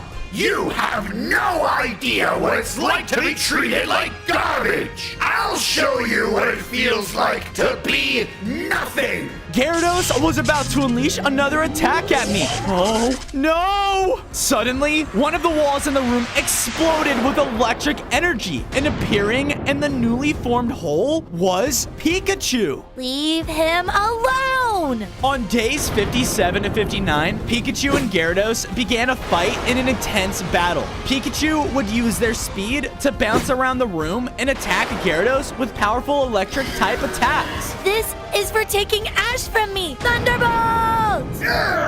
Pikachu's attacks were holding him at bay. I used Fire Fang to burn the cage and break my way out. Bozo, get out of here now! What? I can't just leave you. Gyarados continued to attack. No, Bozo, he is too strong. Go and save Ash. Save everyone! He continued to hit at Gyarados with lightning, but now Gyarados seemed like he was barely taking any damage. Ha! You used to be so much more powerful, Pikachu, but now you've lost! With one final blow, Gyarados' Hyper Beam caused Pikachu to faint. No! I took this opportunity to fly straight out of the hole in the wall. Run while you still can, Charizard! Soon, no one will be able to stop me!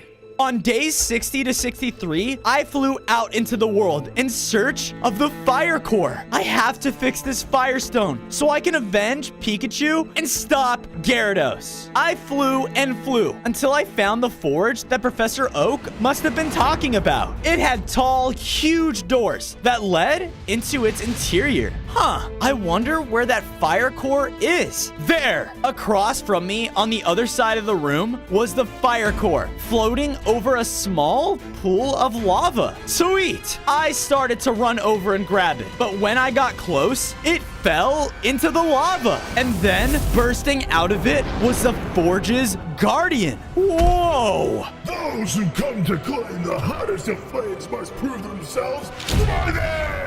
It began to attack me without any remorse, and its hits were so strong. I tried to use my flight to my advantage and flew around the room, attacking from range. My Dragon's Breath attack was hurting him the most, so I just kept firing. I am worthy of the power of the hottest flames. And with that, the Guardian shrunk back down into the pool of lava and offered to me the fire core. You have been deemed worthy, Fozo, the Grand Charizard. Yes! On days 64 to 65, I brought the fire core back to the professor at our base. Just what we needed. The machine should be ready to go. Professor Oak led me to where he had been building his own forge machine. And now? I threw the shards onto the forge, and everything started to glow brighter. Now hurry! Use Dragon's Breath! I used my Dragon's Breath directly onto the stone, hotter than I ever had before, until the Firestone forged back together. We did it! I picked up the stone and felt myself beginning to evolve into Mega Charizard Y. This caused me to gain 5 more hearts, and I learned a new attack, Flamethrower. This is awesome! Yeah, but you're still not strong enough yet. I turned around to see that the last Squirtle Squad member was standing behind us. Hey! Okay. Just don't freak out. Why are you here?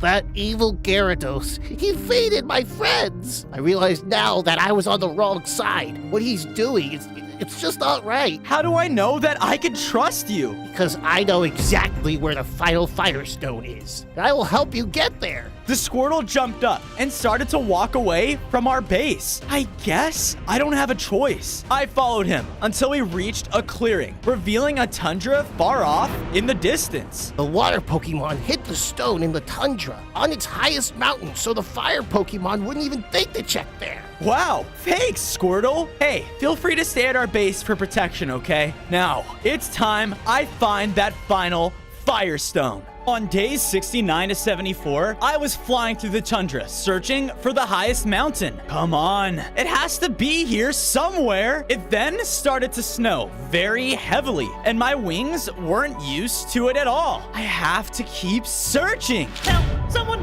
please! What was that? I flew over, only to see a small little Torchic standing on a cliffside. The snowstorm was very bad, and it had nowhere to go. Oh no! Hey, don't worry, you'll be fine. I quickly flew it to the other side of the valley, into a cave, and used Flamethrower to light up the area and provide him some warmth. That feels so much better. Why are you out here in the middle of the tundra? It's too cold for you. I was forced here. Us fire Pokemon are starting to run out of places to go with Gyarados out and about. Yeah, no kidding. Any chance you've seen a mountain anywhere near here? Oh, definitely. There's one just north of here. Perfect. Just stay here where it's warm. Thanks. On days 75 to 80, I followed the Torchic's directions and finally found it. The largest mountain in the tundra. Sweet. I flew up until reaching the top. I found there an icy cave and entered, only to see sitting inside of it was the final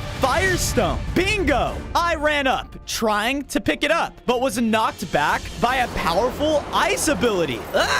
Who did that? I looked forward, only to see a Dragonite was there, guarding the stone. Hey, I need that. Not if I have anything to say about it. Dragonite charged forward, and we clashed in a large battle. He shot out powerful ice attacks at me, and I retaliated with fire. I could tell that my hits on him were very effective, but he didn't give up too easily. Stop this! I'm trying to get the stone so I can help all Pokemon, including you. Dragonite then hit me very hard, knocking me back. Ouch! I am forced to guard this stone. Gyarados has my trainer, Lance. I am only working for him to keep him safe. Look, you can't trust him. I think both of us know that. But maybe I have an idea. What if I save your trainer? Yeah, right. I'm serious. If I bring him back to you, can I have that Firestone? The Dragonite was thinking. You know what? You have yourself a deal. On days 81 to 85, I arrived at Gyarados' empire and quickly noticed just how much it had transformed. There were new buildings everywhere, and even more trainers were throughout inside their own cells. I have to find Lance, and quick! I started to sneak my way through, searching cage after cage. Then, a large machine caught my eye, the one that Gyarados was building all along. Yes! It's finished! Oh no! He then flew over and hovered over the center. The machine turned on, causing the water to activate. Gyarados from here then began to grow larger in size, and everything around us began to storm. This isn't good. I am now truly the strongest of Pokemon! No one can take me down now! My attention then got taken away by a sick trainer inside the nearest cage. Wait, are you Lance? Yeah, I am. And standing right next to him was Ash, Pikachu's trainer. You're that Charizard everyone's been talking about. It's not safe here. I know, but I'm breaking you two out right away. Let's go. I'll explain while we're on the way. On days 86 to 90, I brought Lance and Ash back with me high up on the Tundra Mountain. Lance! Dragonite! The two ran up to each other and reunited. They're so happy now. And to think Gyarados wants to take this away from everyone. He truly is evil. Pikachu, he would be so happy to know that you're safe now. Gyarados, he fainted him. Well, now that you have me, we can heal him and bring him back together. I was happy to hear that. And from there, I went over to collect the final Firestone. I picked it up, causing me to change one final time. I gained 10 more hearts and grew a lot larger in size, fully evolving into Mega Charizard X. I ran outside and tested my new move,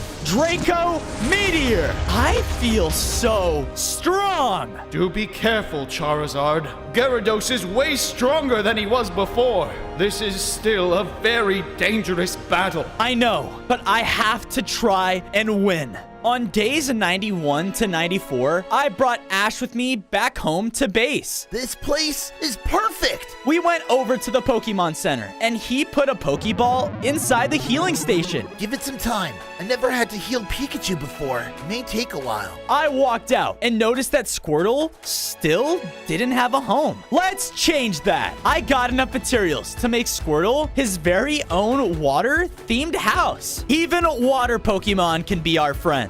Oh, gee, thanks. Of course. It's time. Ash then threw out a Pokeball, and from it emerged out Pikachu. You're back. Oh my, Ash, you guys saved me. I'm so happy to be out of that Pokeball. I'm just happy you're okay. This is why the other trainers need to be freed. Once we are, we can heal all our Pokemon that have been fainted. Well then, I think it's time that we stop Gyarados for good. On days 95 to 99, Pikachu, Ash, and I started to make our way back towards Gyarados' castle. And just when his base was coming into sight, Gyarados came flying up above it all. Go, you worthless water Pokemon, and stop them! The water-type army started to flood out of the gates of the castle and run out into the area. I've been itching for a fight since we got out. Let's do this! I began to fly and fired down flamethrower on the water types. And I can tell that my fire was so much hotter than before. It was actually hurting the water Pokemons. No way! Ah, it burns! Pikachu, use thunder! Pikachu! Pikachu's attacks caused a ton of the water types to faint in one blow. But more and more of the water Pokemon started to rush in. Oh no! Go! Take on Gyarados now! We got this from here. I'm on it! I flew above the battlefield, right towards the castle. On day 100, I made my way to the top of Gyarados' castle. And there, flying at the center of it all, was Gyarados. I'll give you one more chance. It's over! No! The world will finally see me! I won't let you take this from me! We began to clash as Gyarados attacked me with Hydro Pump over and over again. He was clearly stronger than before, but I wasn't going to give up. I flew around and kept trying to burn him with my new fire attacks. Hi-ya! Yeah! But he charged up other powerful attacks and started to destroy almost everything around him. Ah! His attack knocked me back down to the ground. Did you really think you would be the fire type of the prophecy? The one that would burn away the fiercest of waves? Ha! I'll show you what real power looks like! Gyarados began to charge his final move and was going to fire it directly onto me. I won't lose. I used my new move, Draco Meteor, and it crashed right onto Gyarados. This knocked him back, where I flew face to face with him like my brother did all of those days ago. Time to end this. I used Flamethrower with all of the power within me, and it felt like every Firestone I had gathered along the way empowered me. With that, all of my flames completely fainted Gyarados, and the world of Pokemon could now live in peace.